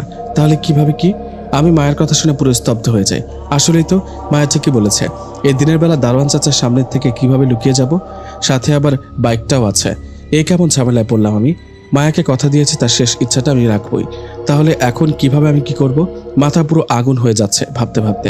আমি আর ভাবতে পারছি না, উঠে দাঁড়ালাম। মায়াকে উদ্দেশ্য করে বললাম, আমি নিচে যাচ্ছি তার সাথে কথা বলতে, আপনি এই ফাঁকে রেডি হতে থাকেন। আমরা যে প্ল্যান করেছি সেই অনুযায়ী সব হবে। আপনি পাগল হয়েছেন? আপনি আর আমি একসাথে এভাবে জানাজানি হলে তুলকালাম কাণ্ড হবে। না না, আপনি বাদ দিন এসব, আমি কোথাও যাব না, আমি এখানেই ভালো আছি। আমি মায়ের কাছে এসে তাকে ধরে চোখে চোখ রেখে বললাম, আমি আপনাকে কথা দিয়েছি আপনার আবদারটা পূরণ করবই। সো এতে যদি আমাকে সমস্যায় পড়তে হয় হোক, তাই আমি কেয়ার করি না। আপনি রেডি হন, আমি আসছি। বলে বাইরে থেকে লক করে সোজা নিচে চলে আসলাম। মনে মনে আল্লাহকে ডাকছি, একমাত্র তিনি এই মহাবিপদ থেকে আমাকে রক্ষা করতে পারেন। আমি লিফট দিয়ে নিচে এসে আস্তে আস্তে দারোয়ান চাচার কাছে গেলাম।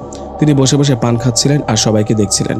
হঠাৎ আমাকে তার কাছে দেখে তিনি অবাক হন, আবার খুশিও হন। তিনি আমাকে জিজ্ঞেস করেন, আরে আবির বাবা, আজকে এখন অফিসে যান নাই যে? কোনো সমস্যা হয়েছে নি? না চাচা, কিছু হয়নি। আপনার সাথে কিছু জরুরি কথা ছিল। কন চাচা, আগে ওয়াদা করেন আপনি আমাকে নিজের ছেলের মতো করে কথাগুলো শুনবেন। সব শুনে আপনার যদি মনে হয় আমি ভুল করেছি, তাহলে আপনি গুরুজন হয়ে আমাকে শাস্তি দিয়েন। দারোয়ান চাচা এবার একটু চিন্তায় পড়লেন। তিনি কৌতূহল নিয়ে জিজ্ঞেস করলেন, বাবা কি কথা, তাড়াতাড়ি কয়ে লাও, সমস্যা নাই। এরপর আমি চাচাকে মায়ের সম্পর্কে সবকিছু খুলে বললাম, তার পরিবার কেন পালিয়ে আসা সবকিছু। প্রায় আধা ঘন্টা লাগলো তাকে সবকিছু বুঝিয়ে বলতে। আমি ভিতরে ভিতরে খুব ভয় পাচ্ছিলাম যে চাচা সবকিছু কিভাবে নেবে। তিনি সবকিছু শুনে গম্ভীর হয়ে বসে আছেন। আমি তার রিয়াকশন দেখার জন্য অপেক্ষা করছি আর মনে মনে আল্লাহকে ডাকছি। তিনি দীর্ঘ একটা নিঃশ্বাস ছেড়ে বললেন, বাপ, সমাজের সোহে হয়তো এটা খারাপ দেখাইবো যে তুমি একটা মাইয়ার লগে এইভাবে আসো, তবে আমার চোখে তুমি ঠিক করছো। যে মাইয়াটা এইটুকু জীবনে এত কষ্ট সহ্য করলো, তারও তো একটু মন চায় জীবনটার উপভোগ করতে। তুমি কোনো চিন্তা করো না, ওরে আমার নিজের মাইয়া মনে করে তুমি ওর খেয়াল রাখো। আমার মাইয়াটার দায়িত্ব তোমার হাতে দিলাম। যাওয়ার সময় একটু দেখা করাইয়া যাইও, আমিও মাইয়াটার একটু দেখতে চাই। অসংখ্য ধন্যবাদ চাচা, আপনি বাঁচালেন আমাকে। আমি অবশ্যই আপনার সাথে তাকে দেখা করিয়ে নিয়ে যাব। ঠিক আছে, খুশি থাকো। এরপর চাচার থেকে বিদায় নিয়ে বাসার দিকে আসতে নিলাম। মায়াকে দ্রুত খুশির খবরটা দিতে হবে। আসলে মায়ের জীবনের গল্পটা শুনলে প্রতিটি মানুষের হৃদয়ে গলে যাবে। তার মতো অসহায় মেয়ে বোধহয় আর একজনও নেই। যাই হোক, আমি আবার বাসায় চলে আসি। এসে লক খুলে ভেতরে ঢুকে দরজা দিয়ে খুশিতে সোজা আমার রুমে চলে আসি। ভাবলাম মায়া হয়তো আমার রুমে অপেক্ষা করছে বারান্দায়। আমি যেই আমার রুমে ঢুকি, আমি দেখি মায়া আয়নার সামনে দাঁড়িয়ে শাড়ির কুচি ঠিক করছিল, যার জন্য আমি তার সামনের পেটের অংশটা দেখে ফেলি। আমি পুরো মুগ্ধ হয়ে হা করে তাকিয়ে আছি। মায়া কুচি ঠিক আছে কিনা দেখার জন্য এই আয়নাতে তাকায়, দেখে আমি হা করে দাঁড়িয়ে আছি। সেও আমাকে দেখে জোরে একটা চিৎকার দেয়। আমি এক দৌড়ে তার কাছে গিয়ে তার মুখ চেপে ধরি হাত দিয়ে, আর আশ্চর্য হয়ে বললাম, এ কি, আপনি চিৎকার করছেন কেন? মায়া করছিল, কারণ আমি তার মুখ চেপে ধরে আছি তাই কথা বলতে পারছিল না। সে আমার হাত ধরে মুখ থেকে সরানোর জন্য চেষ্টা করছে। আমি জিজ্ঞেস করলাম, আর চিৎকার দিবেন না তো? সে মাথা নাড়িয়ে না বলে। আমি যেই হাত সরে সে পিছু হটে জোরে জোরে বলে, পচা, লুচ্চা, খারাপ বদমাশ কোথাকার, আপনি সত্যি খুব খারাপ। আপনি কিভাবে দাঁড়িয়ে দাঁড়িয়ে একটা মেয়েকে এমন অবস্থায় হা করে দেখছিলেন? ছি ছি ছি। আমি মায়ার কথা শুনে ভ্রু কুঁচকে রাগী ভাব নিয়ে তার দিকে তাকাই আর বলি, আমাকে এত কিছু বললেন, আচ্ছা আপনি আমার রুমে কি করছেন? বুঝলাম শাড়ি ঠিক করছিলেন, তো দরজাটা লাগাননি কেন? আমি কি জানি আপনি এমন অবস্থায় আছেন? যান, আপনার সাথে আর কথাই নাই। আমি খারাপ, তাই না? ঠিক আছে। মায়ের সাথে একটু রসিকতা করার জন্য এমনভাবে বললাম। আসলে আমি মোটেও রাগ হইনি, বরং আচ্ছা থাক, নাই বা বলি। আমি রাগী ভাবের অভিনয় করে অন্যদিকে ফিরে আছি। মায়া এবার ঠান্ডা মাথায় ভেবে দেখে, আসলেই তো তারই দোষ। আমি কিভাবে জানবো যে সে আমার রুমে বসে শাড়ি ঠিক করছে? মায়া জিওভাই কামড় দেয়। সে বড্ড বেশি বকা দিয়ে ফেলেছে আমাকে, এখন তার অনেক খারাপ লাগছে। মায়া আস্তে আস্তে আমার পিছনে এসে আমাকে ডাক দেয় আর বলে, আকাশ সাহেব, এই যে আবির সাহেব, সরি, আমি আসলে রাগের মাথায় আপনাকে যাতা বলে ফেলেছি, সরি, প্লিজ আপনি রাগ করবেন না। আমি আস্তে করে আঙুলটা মায়ার মিষ্টি ঠোঁটের ওপর থেকে নামিয়ে ফেলি। আমরা দুজন দুজনের দিকে অপলক দৃষ্টিতে তাকিয়েছিলাম। মায়ের মুখে কেমন জানি একটা মুগ্ধকর হাসি ছিল। আমি এবার ভালো করে মায়াকে দেখলাম। আমি দেখি সে নীল কালারের একটা বেশ সুন্দর শাড়ি পরেছে। অসম্ভব সুন্দর লাগছিল তাকে। আমি মুগ্ধ হয়ে বললাম, আপনাকে তো একদম নীলপরীর মতো লাগছে। ওয়াও। মায়া ভীষণ লজ্জা পায় আর বলে, দূর, আপনিও না, কি যে বলেন। সত্যি বলছি, অসম্ভব সুন্দরী লাগছে আপনাকে। হয়েছে, ধন্যবাদ। এবার আপনিও রেডি হয়ে আসুন, আমি হলরুমে অপেক্ষা করছি। চলে যাবেন? আর একটু দেখি আপনাকে। মনের কথাটা ভুল করে মুখ থেকে বেরিয়ে গেল। মায়ার চোখ বড় বড় করে আমার দিকে তাকিয়ে আছে। আমি জিওভাই কামড় দিয়ে জামা কাপড় নিয়ে সোজা ওয়াশরুমে দৌড় দিলাম। সে আমার অবস্থা দেখে হাসতে হাসতে শেষ। মায়া হলরুমে বসে মনে মনে ভাবছে, আকাশ সাহেবের মতো যদি কাউকে জীবনসঙ্গী হিসেবে পেতাম তাহলে হয়তো অতীতের সব কষ্টগুলো নিমেষেই হাওয়ায় বিলীন হয়ে যেত। কিন্তু আমার কপালে এত সুখ কই যে অতীত থেকে আমি পালিয়ে আসলাম, সেই অতীতের কাছেই আবার নিজেকে বিলিয়ে দিতে হবে। আবির সাহেব যদি আমার আবদারটা না রাখতেন তাহলে হয়তো আমি একরাশ কষ্ট নিয়ে দুনিয়া ছেড়ে চলে যেতাম। যাই হোক, আবির সাহেব খুব ভালো একটা মানুষ। তিনি এই কটা দিন আমাকে যে আনন্দ আর হাসি উপহার দিয়েছেন আমি তা গত 5 বছরে একদিনও পাইনি। আমি সত্যিই তার কাছে কৃতজ্ঞ। আমার মন চায় আমার সবকিছু তাকে উজাড় করে দিই। তিনি যদি আমার জীবনের প্রথম আর শেষ পুরুষ হতেন আমি ধন্য হতাম। কিন্তু আমার পোড়া কপাল। মায়া এসব ভাবতে ভাবতে তার মনটা খারাপ হয়ে আসে, কিন্তু পর মুহূর্তেই পেছন থেকে আমি এসে তাকে বললাম, আমি রেডি, চলুন। মায়া তার বিষণ্ণ ভাবনা থেকে বের হয়ে উঠে দাঁড়িয়ে যেই আমার দিকে তাকায় সে একদম স্তব্ধ হয়ে যায়, কারণ আমিও তার সাথে ম্যাচ করে লাইট ব্লু কালারের একটা পাঞ্জাবি পরেছি। সে রীতিমতো হা করে তাকিয়ে আছে। আমি তার কাছে গিয়ে তার মুখটা বন্ধ করে দিয়ে হাসতে হাসতে বললাম, এভাবে হা করে থাকলে মাছে ঢুকে যাবে যে। মায়া লজ্জা পেয়ে লজ্জাসিক্ত কণ্ঠে বলে, আপনি দেখে সম্পূর্ণ আমার সাথে ম্যাচিং করে পাঞ্জাবি পরেছেন, মানুষ কি ভাববে? আমি মুচকি হেসে তার কাছে গিয়ে গাল দুটো ধরে তাকে বলি, ভাববে আপনি আর আমি কাপল। মায়া অবাক হয়ে তাকিয়ে আছে। আমি এটা বললামটা কি? সে এবার অসম্ভব লজ্জা পায় আর বলে, আপনি আমাকে এত লজ্জা দেন কেন? উফ, কারণ আপনি লজ্জা পেলে খুব সুন্দর লাগে তাই। আপনি শুধু আমাকে স্পর্শ করার বাহানা খোঁজেন, সুযোগ পেলেই খালি আমাকে স্পর্শ করেন। আপনার মতলবটা কি বলেন তো আমাকে? আমি মায়ার প্রশ্ন শুনে একদম অপ্রস্তুত হয়ে পড়ি, কারণ আমি মায়ার নরম গাল দুটো এখনো ধরে আছি। আমি দ্রুত ছেড়ে দিয়ে আমতা আমতা করছি। মায়া হেসে দিয়ে বলে, আর একটু মজা করেছি। আমি তো আপনাকে আমার সব দিয়েই দিতে চেয়েছিলাম। আস্তে করে বলল লাস্টের কথাটা। মায়া ভেবেছে আমি শুনিনি, কিন্তু আমি শুনে ফেলেছি তার কথাটা, কিন্তু তাকে বুঝতে দিলাম না। প্রসঙ্গ চেঞ্জ করে বললাম, এখন মজা করলে হবে, ঘুরতে যাবেন না? হ্যাঁ হ্যাঁ চলুন। এরপর আমি আর মায়া একসাথে বাসা থেকে বের হই। আমি বাসা ভালো করে লক করে তাকে নিয়ে লিফট দিয়ে নিচে আন্ডারগ্রাউন্ডে পার্কিং লটে চলে আসি। আমার দুটো হেলমেট, একটা নিয়ে মায়ের কাছে গিয়ে তাকে সুন্দর করে পরিয়ে দিলাম। খুব সুন্দর লাগছিল।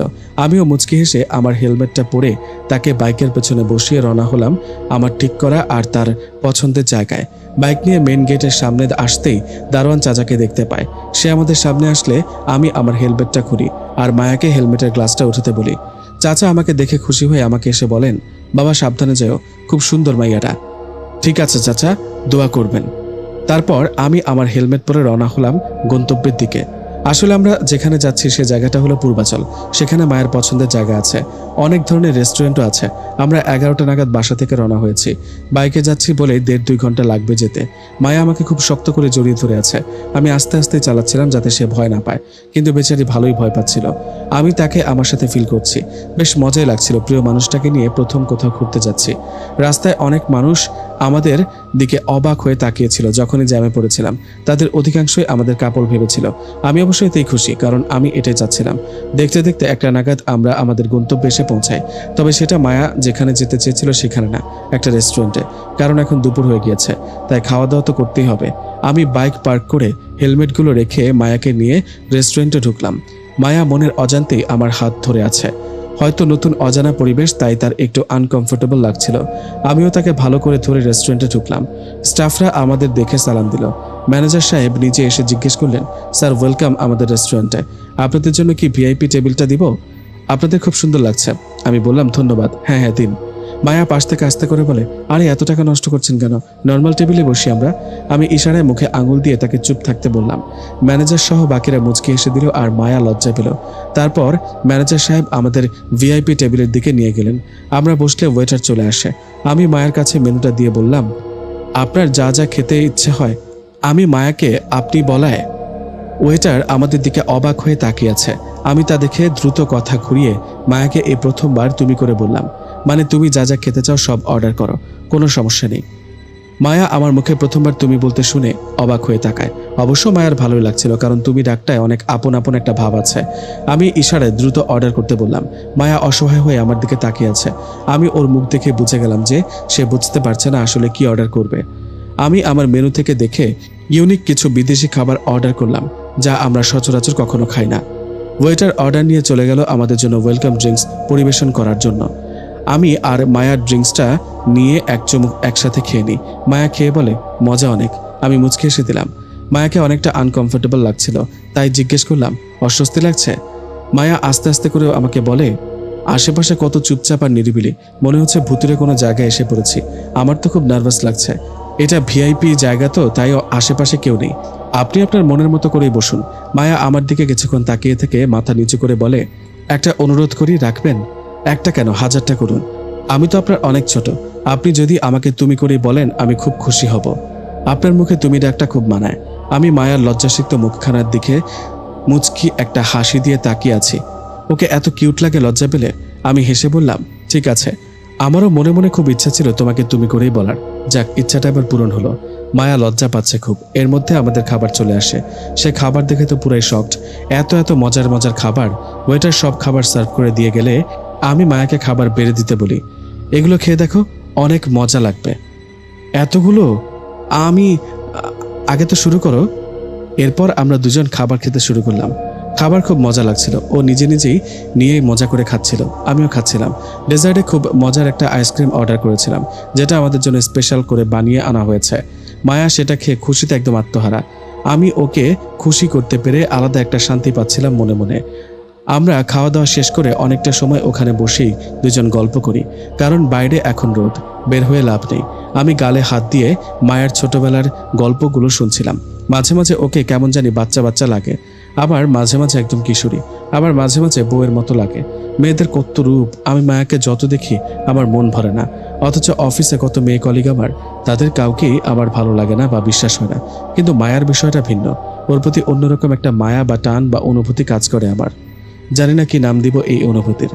মায়ের সাথে গল্প করতে করতে 2 কাপ কফিও খেয়ে ফেললাম আমরা। ঘড়িতে এখন 3:30 নাগাদ বাজে। আমি মায়াকে বললাম, চলো এবার তোমাকে তোমার পছন্দের জায়গায় নিয়ে যাই। এখন তোমার অনেক ভালো লাগবে জায়গাটা। আমি বললাম, সত্যি? চলুন চলুন। খুব খুশি হয়ে আমি ওয়েটারকে বিল আর টিপস দিয়ে দিলাম। মায়া বিল দেখে অজ্ঞান হয়ে যায় প্রায়। আমি ওকে একটা গুতা দিয়ে বললাম, এখানে এরকমই দাম। কিন্তু সে মানবেই না। তার কথা একটাই, তার পেছনে এতগুলো টাকা নষ্ট হলো। আমি মায়াকে বোঝাতে বোঝাতে বের হচ্ছিলাম, অমনি হঠাৎ করে পেছন থেকে আকাশ। আমি আর মায়া দুজনই অবাক হই, আবার ভয়ও পাই। আমার পরিচিত কেউ আবার আমাদের না দেখে ফেললো। হায় হায়, এখন কি হবে? আমি মায়ের দিকে ভয় তাকাই, মায়াও সেম আমার দিকে ভয় তাকায়। তারপর আমরা দুজনই একসাথে পেছনে তাকাই, দেখি একটা মেয়ে দাঁড়িয়ে আছে। মায়া মেয়েটাকে না চিনলেও আমি ঠিকই তাকে এক নজরে চিনে ফেলি। সে আর কেউ নয়, সে আমার প্রাক্তন নীলা। নীলা বলল, কেমন আছো আকাশ? ভালো, তুমি? আছি। নীলা মায়ের দিকে তাকিয়ে আমাকে জিজ্ঞেস করে, ওকে? কেন? আমার একমাত্র বিয়ে করা স্ত্রী, আমার প্রিয়তমা, আমার ভালোবাসার মানুষ। মায়াকে হাত দিয়ে নিজের সাথে জড়িয়ে ধরে বললাম। মায়া সম্পূর্ণ অবাক, সাথে লজ্জা পাচ্ছে। নীলা মলিন একটা হাসি দিয়ে বলল, ও ভালো, দয়া করি তোমরা হ্যাপি হও। ঠিক আছে বলেই দ্রুত নীলা চলে গেল। মায়া অবাক হয়ে জিজ্ঞেস করে, উনি কে ছিলেন? আমার প্রাক্তন। কি? তাহলে আপনি ওনাকে মিথ্যা বললেন কেন? আমরা তো আমি মায়াকে চোখ দিয়ে ইশারা করলাম চুপ করার জন্য। তারপর ওকে ধরে নিয়ে রেস্টুরেন্টের বাইরে চলে আসি। পার্কিং লটে বাইকের কাছে এসে মায়াকে বললাম, তোমার সব প্রশ্নের উত্তর দিব, আগে তোমাকে তোমার পছন্দের জায়গায় নিয়ে যাই, চলো। ঠিক আছে চলুন। এরপর আমি মায়াকে বাইকে নিয়ে রওনা হই সেই অপেক্ষাকৃত গন্তব্যে। 10 মিনিটের মধ্যে আমরা পৌঁছে যাই। বাইক থামাতেই মায়া দ্রুত বাইক থেকে নেমে নিজে হেলমেট খুলে আশেপাশে তাকায়। ও পুরো অবাক। ও ঠিক যেমনটা চেয়েছিল, এখানকার পরিবেশও আশপাশটা সম্পূর্ণ তেমনই। মায়া অসম্ভব খুশি হয়ে এদিক ওদিক তাকিয়ে দেখছে। ফ্রেশ ঠান্ডা হাওয়া এসে আমাদের গায়ে লাগছে। আমি মায়াকে ডাক দিলাম, এখানে বসার জন্য ব্যবস্থা করা আছে। মায়া দ্রুত এসে আমার পাশে বসলো। আমাদের ঠিক পেছনে বড় একটা গাছ ছিল, যার জন্য আরো ভালো লাগছিল তখন। মায়ার মনটা একদম ভরে গিয়েছে এই দৃশ্য দেখে। আর এমন জায়গায় এসে আমি ওকে দেখে জিজ্ঞেস করলাম, কি বলেছিলাম না আমি, যে তোমার মনের মতো জায়গায় আমি তোমাকে নিয়ে আসবো? জায়গাটা পছন্দ হয়েছে? পছন্দ মানে অসম্ভব পছন্দ হয়েছে। আপনাকে কি বলে যে ধন্যবাদ দিব আমার জানা নেই। তাও অসংখ্য ধন্যবাদ আপনাকে। সত্যি আজ আপনি আমার সব আবদার পূরণ করে দিলেন। আমি যদি কাল মরেও যাই আমার আর কোনো আফসোস নেই। আমার ইচ্ছা যা ছিল আপনি একদিনেই তা সব পূরণ করে দিয়েছেন। আমার মনটা আজ সম্পূর্ণ ভরে গিয়েছে। কি যে বলো না, এখনো আরো কত জায়গায় ঘোরাঘুরি বাকি। লালবাগ কেল্লায় নিয়ে যাব তোমাকে কালকে। ওখানে অস্থির মজার বিরিয়ানি আর কাচ্চি পাওয়া যায়। কেল্লা দেখে আসার সময় কাচ্চি আর বিরিয়ানি দুটোই খেয়ে আসবো নে। মায়া হাসে আমার কথা শুনে। তার খুব ভালো লাগে আমার কথাগুলো শুনতে। আসলে শুধু কথা না, আমার সবকিছুই তার অনেক ভালো লাগে। মায়া আস্তে করে জিজ্ঞেস করলো, এবার আপনার প্রাক্তন সম্পর্কে বলুন। তার কাছে এভাবে বললেন কেন আমরা বিবাহিত? আসলে ওকে কষ্ট দেওয়ার জন্য। টানা 4টা বছর আমরা একসাথে সম্পর্কে ছিলাম। তখন আমার আর্থিক অবস্থা খুব খারাপ ছিল। নীলা বড়লোকের একটা ছেলে পেয়ে আমাদের 4 বছরের সম্পর্ককে নিমিষে শেষ করে ওই ছেলের কাছে চলে যায়। সেদিন খুব কষ্ট পাই, কিন্তু সিদ্ধান্ত নিয়ে যে অনেক টাকা কামাবো জীবনে। দেখো, আজ আমি একজন সফটওয়্যার ইঞ্জিনিয়ার। টাকার কোনো অভাব আমার নেই আল্লাহর ইচ্ছায়। অভাব শুধু একটা মনের মানুষের, যে সারাটা জীবন আমার পাশে থাকবে আমার হাত ধরে, যার মাঝে আমি ডুবে থাকবো শেষ দিনটা পর্যন্ত। শেষের কথাগুলো আমি মায়াকে উদ্দেশ্য করে বললাম। মায়া আমার কথা শুনে চুপচাপ বসে রইল। আমি আবারও বললাম, নীলা যখন তোমাকে আমার পাশে দেখলো তার মুখটা সম্পূর্ণ অন্ধকার হয়ে যায়, কারণ সে কখনোই চায়নি আমি ভালো থাকি। তোমার মতো মিষ্টি একটা বউ পেয়েছি দেখে দেখনি ওর মুখটা কেমন মলিন হয়ে গিয়েছে। ও যে ভালো নেই তা ওর মুখের ছাপেই স্পষ্ট। তাই ওকে আরো কষ্ট দিতেই তোমাকে আমার স্ত্রী বলেছি। তুমি কি মাইন্ড করেছো তার জন্য? না না, একদম না, একটুও মাইন্ড করিনি। শুধু একটু অবাক হয়েছি, মনে হচ্ছিল কোনো সুন্দর স্বপ্ন দেখছিলাম। আমি মায়ের দিকে কিছুক্ষণ তাকিয়ে থাকি। আজ আর নিজেকে আটকাতে ইচ্ছা করছে না। আমি উঠে ঠিক মায়ের সামনে গিয়ে বসলাম। ও আবারও অবাক হলো। আমি ওর হাত দুটো সুন্দর করে আমার 2 হাতের মধ্যে নিলাম। মায়া আর আমি এখন একে অপরের দিকে অপলক দৃষ্টিতে তাকিয়ে আছি। আমি ধীর কণ্ঠে মায়াকে বললাম, নীলাকে যে মিথ্যাটা বলেছি সেই মিথ্যাটাকে যদি সত্যি করে ফেলি, তুমি কি আমাকে বাধা দিবে মায়া? মায়া বিচলিত হয়ে বলে, ঠিক বুঝতে পারছি না, কি বললেন আপনি? কোন মিথ্যা? এই যে তুমি আমার স্ত্রী না হয়েও তোমাকে আমি আমার স্ত্রী বলেছি, এই মিথ্যাটাকে আমি সত্যি করতে চাই। মায়া এবার সব বুঝে যায়। ও পুরো স্তব্ধ হয়ে গিয়েছে। তাও কোনো রকম নিজেকে সামলে আমাকে জিজ্ঞেস করে, আপনি আমাকে বিয়ে করতে চান? আমাকে? হ্যাঁ, তোমাকে, শুধু তোমাকে, কারণ আমি তোমাকে ভালোবেসে ফেলেছি। আমি চাই তুমি তোমার বাকি জীবনটা আমার নামে করে দাও। আমি তোমাকে আমার পাশে পেতে চাই। আমাদের এই সম্পর্কটাকে আমি একটা পবিত্র নাম দিতে চাই। মায়া, আমি তোমাকে ভালোবাসি। আমি তোমাকে বিয়ে করে আমার স্ত্রী বানাতে চাই। কাউকে ভালোবাসার জন্য সহস্র সময়ের প্রয়োজন হয় না। আমার কাছে এক মুহূর্ত যথেষ্ট কাউকে ভালোবাসার জন্য। মায়া ভীষণ অবাক হয়ে আমার দিকে তাকিয়ে আছে। ওর আমার কথা বিশ্বাসই হচ্ছে না। ও কি কোনো স্বপ্ন দেখছে? মায়া চায় না এই স্বপ্ন ভেঙে যাক। মায়াও মনে মনে আমাকে চায়, কিন্তু মায়া মাথা নিচু করে বলল, না না, এটা হয় না। আমার কোনো পরিবারই নেই। আপনার মা কখনো এমন পরিবারহীন মেয়ের সাথে আপনাকে বিয়ে দেবে না। সমাজে আপনাদের অনেক নামদাম আছে। সবকিছু শেষ হয়ে যাবে আমার জন্য। না আবির সাহেব, সম্ভব না এটা। এত সুন্দর একটা স্বপ্ন কখনোই পূরণ হওয়ার নয়, কখনো না। মায়া অঝরে কেঁদে দেয়। আমি মায়াকে আমার বুকের সাথে শক্ত করে জড়িয়ে ধরি। ওর মাথায় হাত বুলিয়ে দিতে দিতে বলি, আমি দরকার হলে মায়ের পায়ে ধরে তার কাছে তোমাকে চাইবো। মা না করতে পারবে না। আর রইল সমাজ, আমি তো সমাজকে বিয়ে করব না, আমি তোমাকে বিয়ে করব। সমাজ কোনোদিন আমাদের পাশে থাকে না এবং থাকবেও না। সমাজ তাদের জন্য যারা সমাজের ভয়ে নিজের ইচ্ছা ভালোবাসা সবকিছুকে ত্যাগ করে। আমার এমন সমাজ দরকার নেই যেখানে অন্যরা কি ভাববে তার জন্য আমি আমার ভালোবাসার মানুষকে ছেড়ে দিব। তোমার কোনো পরিবার লাগবে না। আজ থেকে আমি তোমার সব। তোমার দুনিয়ায় আমি ছাড়া আর কেউ থাকবে না। আমি তোমাকে আমার থেকে দূর করতে পারবো না। তুমি আমার জীবনের প্রথম ভালোবাসার স্পর্শ। আমি দ্বিতীয় কোনো নারীকে আর কখনো স্পর্শ করতে পারবো না। আমার দ্বারা তা সম্ভব হবে না। তুমি আমার এই বুকে থেকে যাও। আমি তোমাকে নিয়ে সারাটা জীবন পার করে দিব। কখনো তিল পরিমাণ কষ্ট তোমাকে ছুঁতে দিব না, কথা দিলাম। আমি তোমাকে স্পর্শ করে যে শান্তি পাই, সে শান্তি আমি আর কখনোই পাই না। আমাদের এই অবাধ্য মেলামেশাকে পবিত্র একটা বন্ধনে নিয়ে আসি চলো, তাহলে মহান আল্লাহ তাআলাও খুশি হবেন।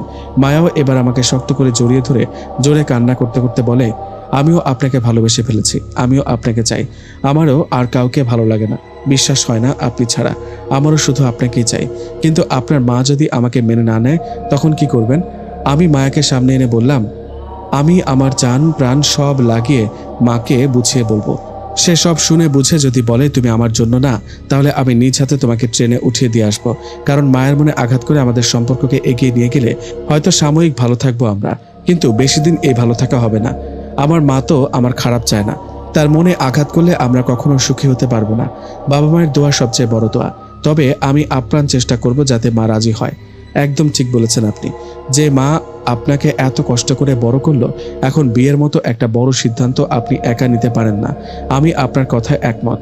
আন্টি যদি রাজি না হয় আমি চুপচাপ চলে যাব। আমি সত্যি বলেছি, আমি খুব খুশি, কারণ আপনার মতো কাউকে আমি একবার হলেও জীবনে পেয়েছি। কিছু সময় পার করেছি। আমার আর কোনো চাওয়া পাওয়া নেই এই জীবনে, শুধু একটা ইচ্ছা, আপনি যদি আমার হতেন। আমি মাকে ফোন দিয়ে বলছি সে যেন কালই চলে আসে। আমি আর অপেক্ষা করতে পারছি না। ঠিক আছে, চলুন একটু ওদিকটায় একসাথে পাশাপাশি হাঁটি। যদি কালকে আমার দিন শেষ হয় আপনার সাথে, তাহলে তো আর কোনোদিন আপনাকে পাবো না। এইভাবে বলো না, আল্লাহর উপর ভরসা রাখো। আমরা খারাপ কিছু চাচ্ছি না, আমরা পবিত্র বন্ধনে আবদ্ধ হতে চাচ্ছি। ইনশাআল্লাহ আমাদের ইচ্ছাটা আল্লাহ তাআলা কবুল করবেন। এরপর আমি আর মায়া একসাথে অনেকক্ষণ হাঁটাহাঁটি করলাম। মায়া আমার হাতটা নিজের সাথে জড়িয়ে ধরে নিঃশব্দে কাঁদতে কাঁদতে হাঁটছিল, কারণ ওর মনে হচ্ছিল আমার মা ওকে কখনোই মেনে নেবে না। আমরা এরপর বাসায় চলে আসি। আমাদের দুজনেরই মন ভীষণ খারাপ। আমরা দুজনই অনেক ভয়ে আর চিন্তায় আছি। আমি সন্ধ্যায় মাকে ফোন দিলাম। মা ফোন রিসিভ করলে আমি বলি, মা। হ্যাঁ বাবা বল। মা, তুমি রাতে ঢাকার জন্য রওনা দিতে পারবে? তোমার সাথে খুব গুরুত্বপূর্ণ কথা ছিল। কি কিছু হয়েছে তোর বাবা? তুই ঠিক আছিস? বাইক অ্যাক্সিডেন্ট করেছিস নাকি? খুব উত্তেজিত হয়ে বলল মা। আরে না না, আমি একদম ঠিক আছি, তুমি ঢাকা আসলে সব বুঝতে পারবে। আমি তোর মামাকে বলে এখনই রওনা হচ্ছি, দাঁড়া। ঠিক আছে, তুমি কোনো চিন্তা করো না, আমি সম্পূর্ণ সুস্থ আছি, তুমি সাবধানে আসো। ঠিক আছে। এরপর ফোন রেখে দিলাম। মা সকাল নাগাদ ইনশাআল্লাহ চলে আসবে। মায়াকে জানালাম। ও উঠে সম্পূর্ণ ঘর সুন্দর করে পরিষ্কার করতে শুরু করলো। আমি ওকে বললাম এসবের দরকার নেই, কিন্তু মায়া শুনলই না। ও পুরো ঘর গুছিয়ে পরিষ্কার করে মুছে চকচক করলো। আমি বুঝলাম মায়া আমাকে কতটা চায়। আমি ওর কাছে গিয়ে ওকে বসিয়ে ওর মুখের খাম মুছে দিতে দিতে বললাম, ইনশাআল্লাহ মা আমাদের মেনে নিবে। আমরা তো খারাপ কিছু চাচ্ছি না। এরপরও যদি সে না মানে তাহলে বুঝতে হবে আমাদের কপালে এক হওয়া নেই। আপনাকে পাওয়ার জন্য আমি সব করতে রাজি আছি, আপনি শুধু আমাকে হুকুম করবেন। আমি মুচকি এসে মায়ার মাথাটা আমার কাঁধে রেখে ওর মাথায় হাত বুলিয়ে দিলাম। আমার নিজেরও খুব ভয় আর চিন্তা হচ্ছিল। রাতটা আমরা দুজন নির্ঘুম পার করলাম। পরদিন সকাল 7টা নাগাদ মা বাসায় আসলো। আমি মায়াকে আমার রুমে লুকিয়ে রেখেছি। মা রীতিমতো অস্থির হয়ে এসেছে। বাসায় ঢুকেই আমার মাথার শরীরে হাত দিয়ে জিজ্ঞেস করে, বাবা তুই ঠিক আছিস? কি হয়েছে তোর? এই যে আমি আসছি, বল আমাকে কি হয়েছে। মা শান্ত হও, সব বলবো। তুমি আগে ফ্রেশ হও, একটু রেস্ট নাও, অনেক দূর থেকে এসেছো। আচ্ছা ঠিক আছে। মাকে তার রুমে পাঠিয়ে দিয়ে আমি আমার রুমে আসলাম। মায়া এক কোনায় অসহায়ের মতো দাঁড়িয়ে আছে। ওর কাছে গিয়ে দেখি বোকাটা কাঁদছে। আমি ওর চোখ মুছে দিয়ে বললাম, কান্না করছো কেন তুমি? আল্লাহ ভরসা, আন্টি যদি রাজি না হয়, আমাকে যদি বের করে দেয়, আমি তো আর কখনো আপনাকে পাবো না। আমারও কষ্ট হচ্ছে, গলা একদম শুকিয়ে এসেছে চিন্তায়। মা আমাকে অনেক ভালোবাসে, আমি তার পা ধরে বসে থাকবো। তুমিও আমার পাশে থেকো, দেখি মা মানে কিনা। ঠিক আছে, আপনি যা বলবেন তাই। এরপর মা ফ্রেশ হয়ে এসে হল রুমে বসে। সে বসতেই আশেপাশে তাকিয়ে আমাকে জিজ্ঞেস করে, কি রে আকাশ, বাসাটা এমন চকচক করছে কেন? কে পরিষ্কার করেছে? আমি আস্তে আস্তে মায়ের সামনে গিয়ে মাটিতে বসে পড়ি। মা ভীষণ অবাক হয়ে বলে, কি হয়েছে, আমার পা ধরছিস কেন? মা, আমি তোমার কাছে আজকে একটা জিনিস চাইবো, তুমি প্লিজ না করবে না। আমার কাছে কি চাইবি? এই বাড়ি ঘর টাকা পয়সা সবই তো তোর, আমি আর কি দেব তোকে? মায়া। আমি মায়াকে ডাক দিলাম। মায়া আমার রুম থেকে বের হয়ে এসে আমার পাশে এসে বসলো। মা পুরো শকড, সে স্তব্ধ হয়ে গিয়েছে। আমি মাকে বললাম, মা আমি ওকে চাই তোমার কাছে। মা কিছুক্ষণ চুপ থেকে স্থির কণ্ঠে জিজ্ঞেস করে, তুই কি ওকে বিয়ে করেছিস? না না মা, কি বলো তুমি? তোমার অনুমতি ছাড়া আমি এত বড় কাজ করব কিভাবে? তবে আমি ওকে বিয়ে করতে চাই, তোমার অনুমতি চাই বলেই তোমাকে গ্রাম থেকে ঢাকা আসতে বলেছি। তুই ওকে কোথায় পেলি? আমি কিছুই বুঝতে পারছি না। তোকে আমি সবসময় জিজ্ঞেস করে এসেছি তোর কোনো পছন্দের মেয়ে আছে কিনা, তুই বলেছিস না। তাহলে ও কোথা থেকে আসলো আবির? উত্তর দে। মা রেগে গিয়েছে। আমি ভীষণ ভয় পাচ্ছি, তাও আল্লাহর নাম নিয়ে আমি মায়ের পা জড়িয়ে ধরেই মায়ের সম্পর্কে এখন পর্যন্ত যা যা হয়েছে সবকিছু খুলে বললাম। সব শেষে বললাম, মা ও খুব ভালো একটা মেয়ে, দেখো কত সুন্দর করে তোমার ঘর গুছিয়েছে তুমি আসবে বলে, তোমার মতো রান্নাও পারে। সেই ওকে কিভাবে আমি জেনে শুনে ওদের কাছে পাঠিয়ে দিই বলো? আর সবচেয়ে বড় কথা, আমার ওকে ভালো লেগেছে। তাই মা, আমি চাই তুমি আমাদের বিয়ে দিয়ে দাও। তুমি আজ আমাদের অনুমতি দিলে ওর জীবনটা বেঁচে যাবে, আর আমি আমার মনের মতো কাউকে জীবন সঙ্গিনী হিসেবে পাবো। এখন তুমি যা সিদ্ধান্ত নিবে আমরা দুজন তা মাথা পেতে নিব। তুমি যদি না করে দাও, আমি ওকে এখনই পাঠিয়ে দেব। তোমার দোয়া আর অনুমতি ছাড়া আমরা কিছুই করব না। মা আমাদের দুজনের দিকে অনেকক্ষণ তাকিয়ে রইলেন। মায়া মাথা নিচু করে নিঃশব্দে কাঁদছিল। মেয়েটা খুব অসহায় হয়ে পড়েছে। মা ওর হাত ধরে উপরে তার পাশে বসায়। মায়ের মুখখানা তুলে সে ভালো করে দেখছে। 2 হাত দিয়ে চোখ মুছে দিয়ে মা বলে, এত মিষ্টি মেয়ের মুখে কান্না মানায় না। আমি সাথে সাথে খুশিতে মায়ের দিকে তাকাই। মায়াও অবাক হয়ে মায়ের দিকে তাকিয়ে আরো জোরে জোরে কান্না করে দেয়। মা ওকে তার বুকে নিয়ে বলে, আমি খুব কষ্ট পেতাম যদি তোরা আমাকে কিছুই না জানিয়ে বিয়েটা করে ফেলতি। তোরা যে আমাকে মা হিসেবে গুরুত্ব দিয়েছিস, আমার অনুমতির জন্য অপেক্ষা করেছিস, আমি এতেই খুশি। আর ওকে আমার প্রথম দেখাতেই পছন্দ হয়েছে। কি মিষ্টি মায়াবী মুখ। আরে মা, তুমি আমার কান্না করো না। তোমার আপন মা তোমাকে ছেড়ে গেলেও আজ তুমি আরেকটা নতুন মা পেলে। আমার ছেলেটা অনেক ভালো, তোমার কোনো কষ্ট হবে না। মায়া মাকে জড়িয়ে ধরে বলে, মা আপনি বললে আমি আপনাদের জন্য আমার জীবনটাও দিয়ে দিব, তাও আমাকে আপনাদের ছায়াতল থেকে সরিয়ে দিবেন না কখনো। দূর বোকা মেয়ে, এগুলো বলে না। আমি চাই তোমরা দুজন সারা জীবন সুখী হয়ে থাকো। আমি আবিরকে সেই কবে থেকে বিয়ে করতে বলেছি, কিন্তু ও করছেই না। আমি এবার রাগ করে চলে গিয়েছিলাম। যাক, আমার ছেলেটা যে শেষমেশ কাউকে পছন্দ করেছে, বিয়ে করতে চাচ্ছে, আমি এতেই খুশি। একটা মা কি চায় জানো? তার ছেলেমেয়েরা এমন কাউকে বিয়ে করুক যাকে সে মন থেকে পছন্দ করে, যাতে তারা সারা জীবন সুখী থাকে। আমিও তাই চেয়েছি। আজ ওর বাবা থাকলে সেও অনেক খুশি হতেন। আমি নিজ হাতে তোমাদের বিয়ে দেব। আবির, তোর মামা খালাদের ফোন দে, তাদের সবাইকে আসতে বল। যত তাড়াতাড়ি পারি আমি তোদের বিয়ে দেব। তোকে বিয়ে দেওয়াটা আমার অনেক বড় একটা দায়িত্ব ছিল। আজ সে দায়িত্ব থেকে আমি মুক্ত। এখন যদি আমি তোর বাবার কাছেও চলে যাই, আমার আর কোনো আফসোস থাকবে না। তবে নাতির মুখখানা দেখে গেলে মন্দ হয় না। মায়ের কথা শুনে আমরা দুজনে কাঁদতে কাঁদতে হেসে দিলাম। মা আমাদের দুজনকে তার দুই পাশে নিয়ে দোয়া করে দিলেন। সবকিছু স্বপ্নের মতো লাগছিল, কিন্তু এটাই বাস্তব। বাবা মা আমাদের ভালো চান। তারা আমাদের কাছে কখনোই কোনো কিছু আশা করেন না। তারা শুধু আমাদের ভালো দেখতে চান। মায়া আর আমি আজ অনেক খুশি। আমাদের আলাদা হতে হবে না। আমরা আমাদের ভালোবাসা নিয়ে সারা জীবন একসাথে থাকতে পারবো। এরপর মায়ের পরিবারের সবাই ঢাকায় আসলো। তারাও সবাই মায়াকে দেখে খুব খুশি মনে নিল এবং খুব বড় আর ধুমধাম করে আমাদের দুজনের বিয়ে হলো। আমরা যদি সমাজের ভয়ে চুপ হয়ে যেতাম, তাহলে হয়তো আজ আমরা এক হতে পারতাম না। মায়াকে আমার জীবন সঙ্গিনী হিসেবে পেয়ে আমি ধন্য। মায়া আমার বুকে মাথা রেখে বলছে, আকাশ সাহেব, আপনি আজ আমার জীবনটা ভরে দিলেন সীমাহীন আনন্দ আর ভালোবাসা দিয়ে। আমি কল্পনাও করিনি আপনাকে আমি আমার করে পাবো। আমি সারা জীবন আপনার দাসী হয়ে থাকবো। কখনো আমাকে ছেড়ে যাবেন না প্লিজ। ছি ছি ছি, দাসী কেন বলছো? তুমি আমার ভালোবাসার বউ, আমার রানী হয়ে থাকবে তুমি। তুমি আমার সম্পূর্ণ পৃথিবীটা জুড়ে থাকবে তুমি। এরপর মায়াকে একদম আমার নিজের করে আলিঙ্গন করে নিলাম, ভরিয়ে দিলাম ওকে ভালোবাসার স্পর্শে। আমাদের অপেক্ষার ফল আজ মিষ্টি হলো। সেই সাথে নতুন এক জীবনের গল্প শুরু হলো।